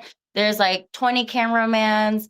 There's like bodyguards everywhere and a group of people. So I looked at my friend. I was like, "Do you just want to skip school today?" And she's like, "Yeah." And I was like, "Let's go see what they're doing." And then we're like walking up to the security, or whatever. And security is like, "Oh, we need more people. We need more people in this group. Like it's so little." And then he's like, you two, stand in the back behind the giraffe." And I was like, "Okay," because there's like people dressed up in costumes. And I was like, okay. So me and my best friend, we ended up being on the Ellen DeGeneres show because we just decided to, whatever, just take a risk that day. So That was amazing. Dude, I might need to take a page out of your book. yeah, dude, just go outside. You never know who you're gonna run into. Exactly. All right. Next up, when you post content, are you expressing who you are in that moment, or are you strategically shaping perception? And is there tension between those two? Yeah. So that's kind of that's so funny you brought that up. So I'm at the point where I'm like, my Instagram is so all over the place. Do I end up making new accounts and have like a separate account for my artwork, and then another account for my modeling, and then another account for like Dominic Glover, and then another account for like for my cosplays, and like I have so much stuff on my Instagram, and I'm just like, what do I do? Like, how do I separate all of this, but also make it all into one thing, right? So it's just like anytime I post something on my Instagram, I try to make it as authentic as me as much as possible. Whether it's a commission work for somebody, whether it's someone's telling me, oh hey, you have to read this script and you have to say this, but this is but and then I would read it and I'd be like, that doesn't really sound like me. So how do I make that sound like me and say it authentically, but also reach the goal of having to sell something or to, promote something, right? At the end of the day, it's so hard to separate the two because for me, I just want to be me on my Instagram. I just want to be personable and be that funny Darlene that makes me comfortable and makes me what gets the views because I know I'm the one that gets the view because I'm funny. Like I'm hilarious. I'm the one that actually gets the views. And then when I try to be something else and I post that, I've noticed my views were so low. So definitely yeah, it's a struggle between the two for sure. Okay, okay. Yeah, and same thing with my social media with me posting these days. Thing is, back then I was just constantly posting just random stuff and etc. But now it's like I don't post things without context going forward. Mhm, mhm. If I don't have a context behind the post I'm doing, then what's the point of me posting this on social media? Yeah, yeah, context is key. So I didn't actually thing is, and this is again, this is the part of growing up. I can't be upset about what I didn't do back then. Yeah, You gotta focus on the now. yeah, absolutely. We all start somewhere. We all gotta start somewhere. So, but yeah, every time when I do something amazing, like I go to amazing places or I do something like this, I always post like like I said, if I don't know what the context is behind this thing I'm doing, then I'm not going to put it up there. And I think you're doing the right thing with you doing your social media. I know it's all over the place, but you're making it come together. Yeah, I mean, in a way, it's still me. It's still unified as me, like as much as I want it to be something else and make separate accounts, but then having to start all over again. And I mean, I can, and it might go somewhere. I don't know. But at the end of the day, it's about tunneling and funneling everybody into that different account and having to do all that. It's just like so much work. So So much work it is, but it's a lot of it work. is worth it. It is worth it. Yeah, you're right. So don't lose it. I think you're doing a lot of amazing stuff on that page. I like it. Thank you. Thank you. So last question, and then we'll be at the finale, okay? Awesome. I'm excited. Has social media ever changed your mental resilience? If so, what Oh, did it force you to strengthen within yourself? oh yeah. Oh my goodness. I had a phase. I had a gym phase. I had a modeling phase. I had the uh, uh drawing phase. Dude, social media is so good but also so bad for you, like there's moments where I literally okay, I say this all the time. I mean, this. Like I hate my phone. I hate it. I hate it, but it's the only way to like portray my work. And right now everyone's on social media because of how advanced technology has been, you know. But it's so unhealthy to be on it all the time and having to rely on it. Like, I wish we were back in the days where phones didn't exist again and you actually had to like create work and go outside to sell it, Like that was nice. I miss that. I miss the one-on-one interaction with people or having to rent a studio to show your artwork. Now everyone's a photographer. Now everyone's an artist. Now everyone's a model, Like how does that separate from all the models that worked so hard to become a model because they actually had to do the physical work besides social media, right? But now everyone's defining themselves as, oh, I'm this, I'm that, I'm this, because it's easy to post it on TikTok, on Instagram, on Snapchat, or Facebook or whatever. And the moment you post it, and then it's so easy to change your bio and be like, I'm a professional model, right? It's so easy. It's so easy now. And that's the hard part is the competition, right? Social media is so hard to catch up on and having to be relevant, having to trend. So yeah, it's definitely a pro and con with social media. And I wish we weren't living in that life anymore, but it is what it is. That's you learn to adapt. Yeah, it's tricky because there's a lot of stuff going on, and it's hard to keep with social media. Listen, sometimes I do take a break in between. I think in the next few weeks I might take a break from social media for a bit, maybe at least a 2 day hiatus. I feel you. I feel you. It does take exhausting a little bit because it's like there's so much going on in one day. It's hard to Mhm. keep up with what everybody else is doing, but we got to find ways to just take a break from all that. Yeah, for sure. It's healthy too to do it for yourself, to just take a break. And a lot of people, especially for females, we go on social media and then we're constantly comparing ourselves to, oh my gosh, she's so pretty, or oh my gosh, she's so like Mm. famous and popular and whatever. Or even with guys who are like, oh my God, he's a gym bro and he's so big. How did he get that big? Or oh my God, his content's so cool. Like, it's so hard not to compare yourself when you're on social media. So, yeah, no, definitely. I love it, but I also really hate it.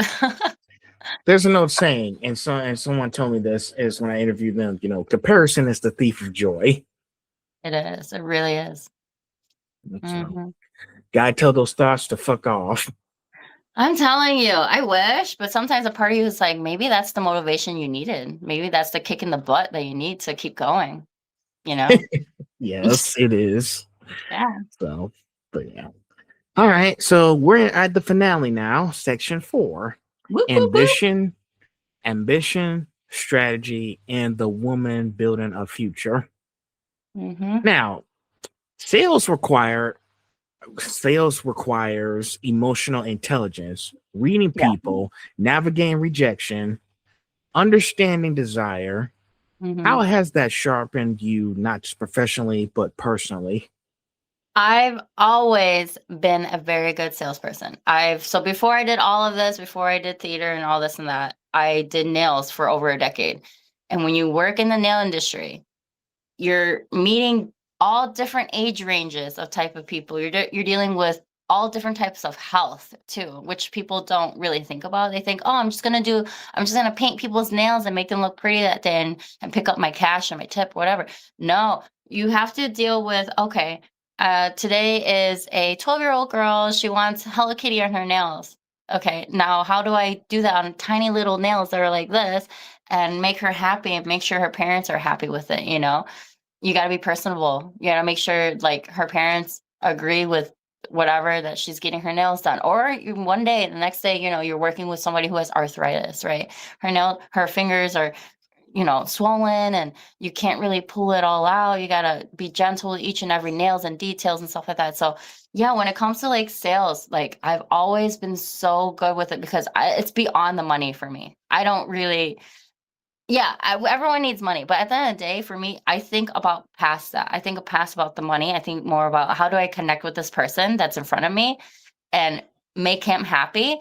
And also, if he doesn't want to buy anything now, how do I make him come back, right? To make sure he has a memory of me of in that moment, like, oh hey, I remember you from the last show and you were so nice to me, so I'm gonna keep coming back to you. It's all about that.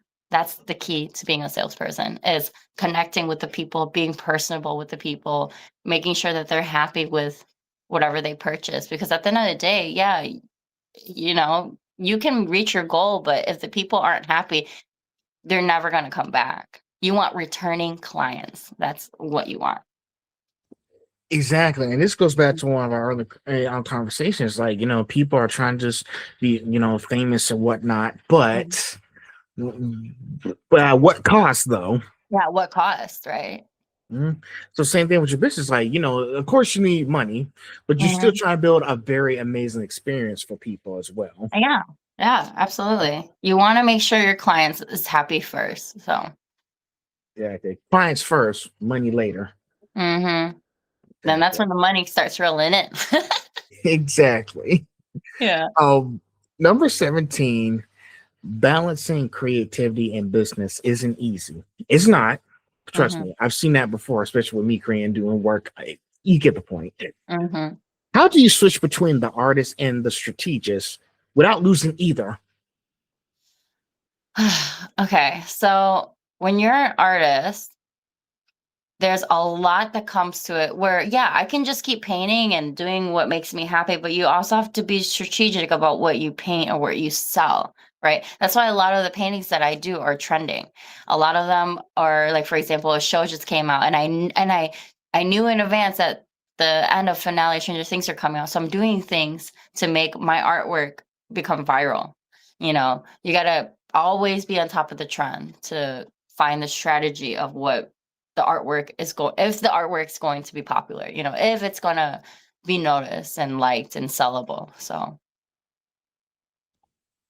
Yeah, and I know it's kind of hard to navigate because it's like this is like my hobby, but I'm also doing other things as well. And mhm. I know it doesn't come easy, but sometimes that hobby will eventually turn into a career. You Yeah, put your mind to it. you put your mind to it. Yeah. And so because I know I've seen so many people like because how can I say this? Hold on, I'm trying to think. Uh, let's say for example, I've seen so many people who also does like a lot of other art stuff, these cosplayers, VAs, fashion designers, etc. All Mhm. and tattoo artists, all that stuff they do. Well, tattoo artists, it's a full time job, but Yeah. not the point. Mhm. All these people who do these certain things, and they do make a Mhm. lot of money, but Mhm. also they don't just do that. That's not their only thing that they're doing. Yeah, it's not the only thing. Yeah. Sometimes you got to have like a foundation that's going to fund all that stuff too. Oh, Because yeah. life is expensive. Life is expensive. It is. Mhm. And listen, when I graduated from college, I knew exactly that media Mhm. jobs are short these days. It's not Yeah. easy. Yeah. So eventually, I told myself, okay, well, I need to go back to school and learn something Mhm. different. Mhm. That's how I came across cybersecurity. And Yeah. I'm more of a computer person. Like, you know how many phone calls I get from my grandparents saying, "Hey, my computer TV's malfunctioning or something," etc. I had to have something extra foundation, like where I have a job where I can like work from a certain place and I can keep funding all the cool stuff I'm doing. And That's guess right. what? It's even more interesting because with the cybersecurity stuff, I can actually work from home. Yeah. So like, because I've seen so many people doing working at home jobs now. Yeah, Because I was everyone's like, what's the point remote. if all Mhm. you need is a computer? Like, what's the point of going to your job when you can just work at home? Mhm. Yeah. Don't get me wrong, my dad doesn't like working at home. He wants to be out of the house. But Same. me and my mom and I were used to working at home because one, this is like my own personal office. Yeah. So Yeah. and plus my bedroom is back that way. So this is Yeah. like my office where I do work and everything. That makes sense. So you gotta have something, that's gonna keep you afloat. Like any kind of Oh, yeah. revenue that's coming in, that's gonna help Mhm. you do what all kinds of amazing things you're doing. Oh, yeah, absolutely. Like, when I started doing, selling my artworks just alone, like, I wasn't just drawing because I would be making nothing in, like, a week, or sometimes I get that really one big hit, and I had a painting that was selling for, like, $600, $700. You never But it's because of the inconsistency, and to be able to make your artwork sell and have it consistent, you're gonna have to keep producing a lot of artwork, and that wasn't what I was, like, willing to do at that time, so I was doing nails, and that nails was consistent. That was the money that was my foundation to keep me constantly drawing and being able to buy the supplies that I needed. Because watercolor paper ain't cheap, it's expensive. Like, microns aren't cheap, and watercolor palettes aren't cheap, so yeah.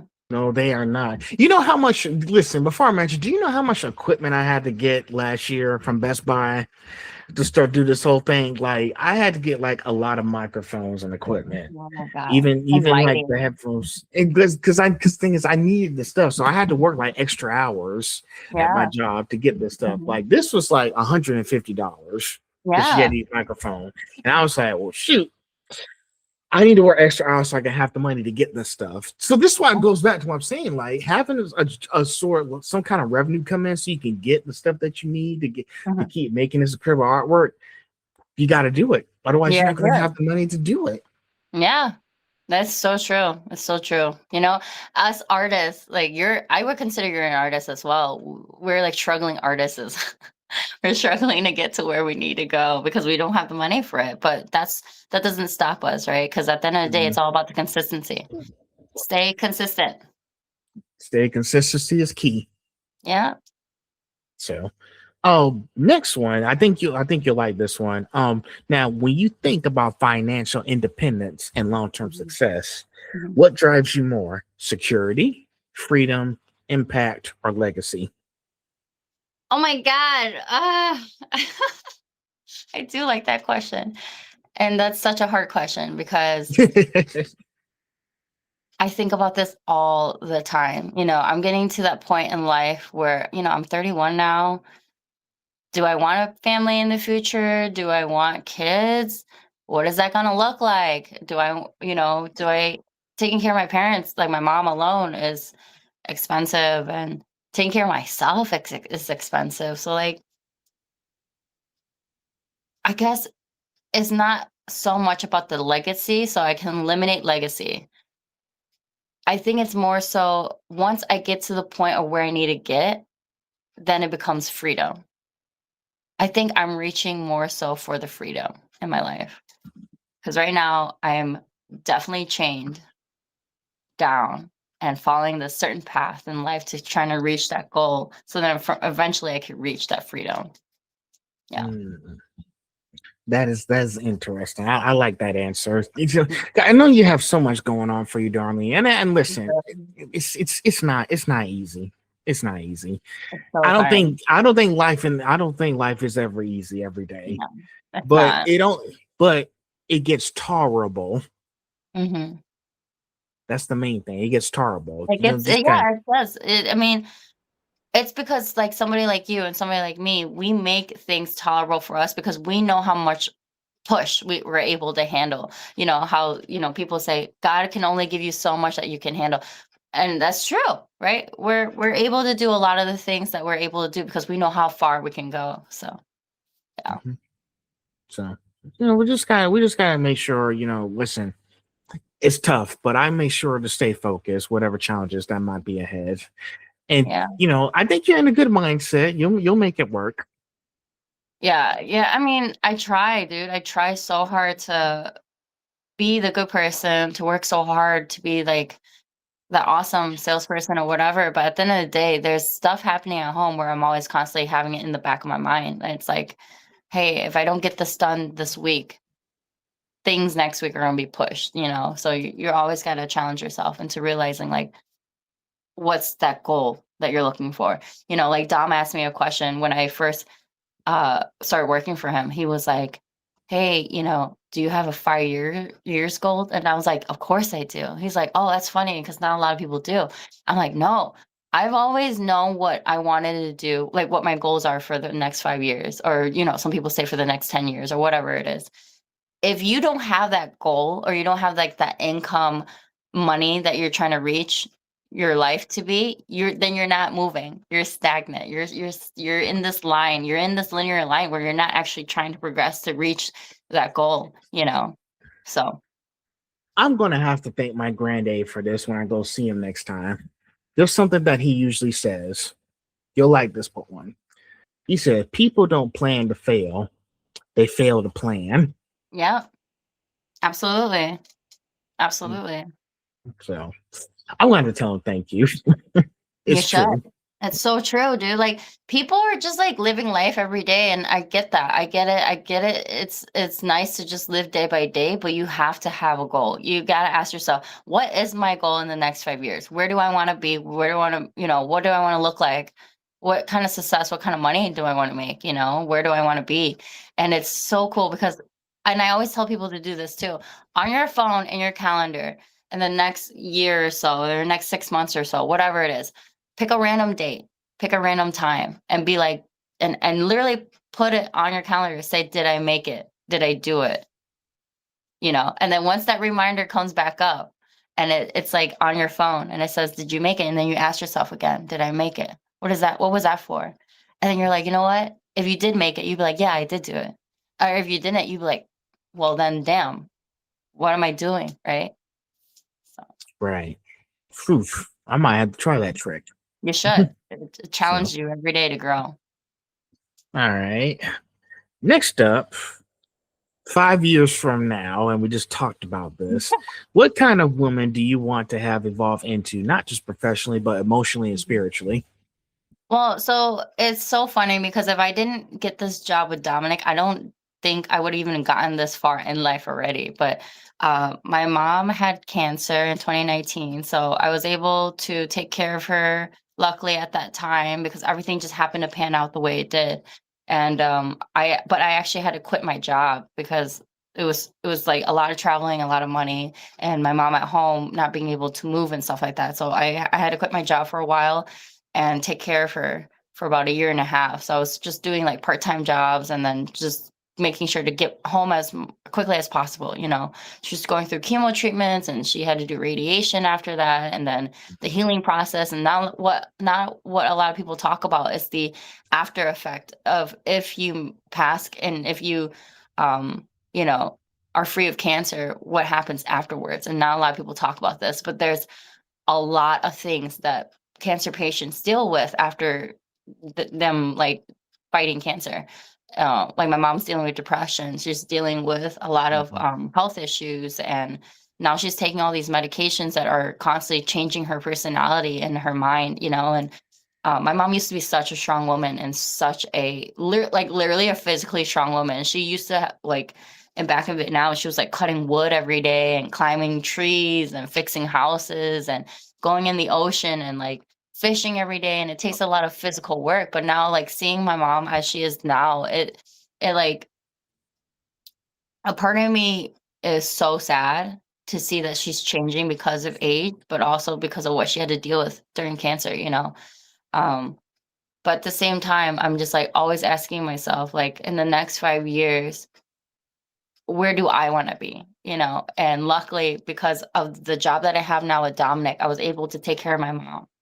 I was able to, you know, pay her what she needed to pay, make sure she had food in her house every single week or whatever, and because of the job that I have with Dom, it's just like completely changed my life completely. And now she's cancer free, like she's cancer free and she's happy and she doesn't have to take her cancer meds anymore. Like, and that I found out that news like a week ago. I brought her to the doctors and we found that out, and it's been so liberating. So yeah, definitely in the next 5 years, I want to make sure that she's still here, you know, to see my sister's kids grow up. And obviously in the next 5 years, I think for me at least, I will find some sort of stability in my life.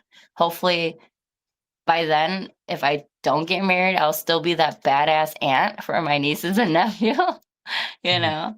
Yeah, that's all I could ask for, and hopefully I do make it to that 5-year mark, because you never know. You gotta live Mhm. every day for the day it is. I got you. And also, I'm sorry your mom had to go through that. No, it's All good. easy. Life happens. Yeah, yeah. My great grandmother passed away 3 years ago in 2023. It's good thing she got to see me graduate from college. Yeah. She saw me graduate from college right before she died in the fall of 2023, and it was that was kind of heartbreaking because she was 100 years old. Oh my god, so she lived a life. She Yeah, lived a good life. she got a milestone, and I think she was happy to see that that I was the first one to graduate out of the family. So I think that was really nice. I still have a picture of her. I never deleted it Wow. because I'm keeping that picture. I'm telling you, that's a sign. That's a huge sign that she made it that far for you. That's incredible. I love that. So, but yeah, I'm glad to have gotten the time with her that I did. Yeah. You never know who's gonna be here in the next 5 years. So yeah, definitely try to embrace every moment with them as much as you can. So Exactly. Last question. When this episode ends and people walk away with an impression of Darlene Pham, you, what truth about you do you hope lingers in their mind long after the conversation fades? when people ask you the question like when you die, who's gonna show up at your funeral? You know, Yeah. who's gonna be there? It's kind of like this question, right? I always want people to think of me in a way like, oh my gosh, she was so happy. I always want people to see me happy as much as possible, and see the things that I've done in my life that helped others. I always love helping people. whether it burns me down, whether I'm like on my last 1% battery, I will always use that 1% battery just to help people. So that definitely what I want to leave behind is that I was there for people. I, gave them happiness, make them laugh. That what means a lot to me is that I gave them that second that meant a lot to them because they needed that. So yeah, definitely. Wow, that is amazing. Just want to all you want to do is just help people. Same thing That's with all, me here. That's all we want to do. I want to do. Exactly.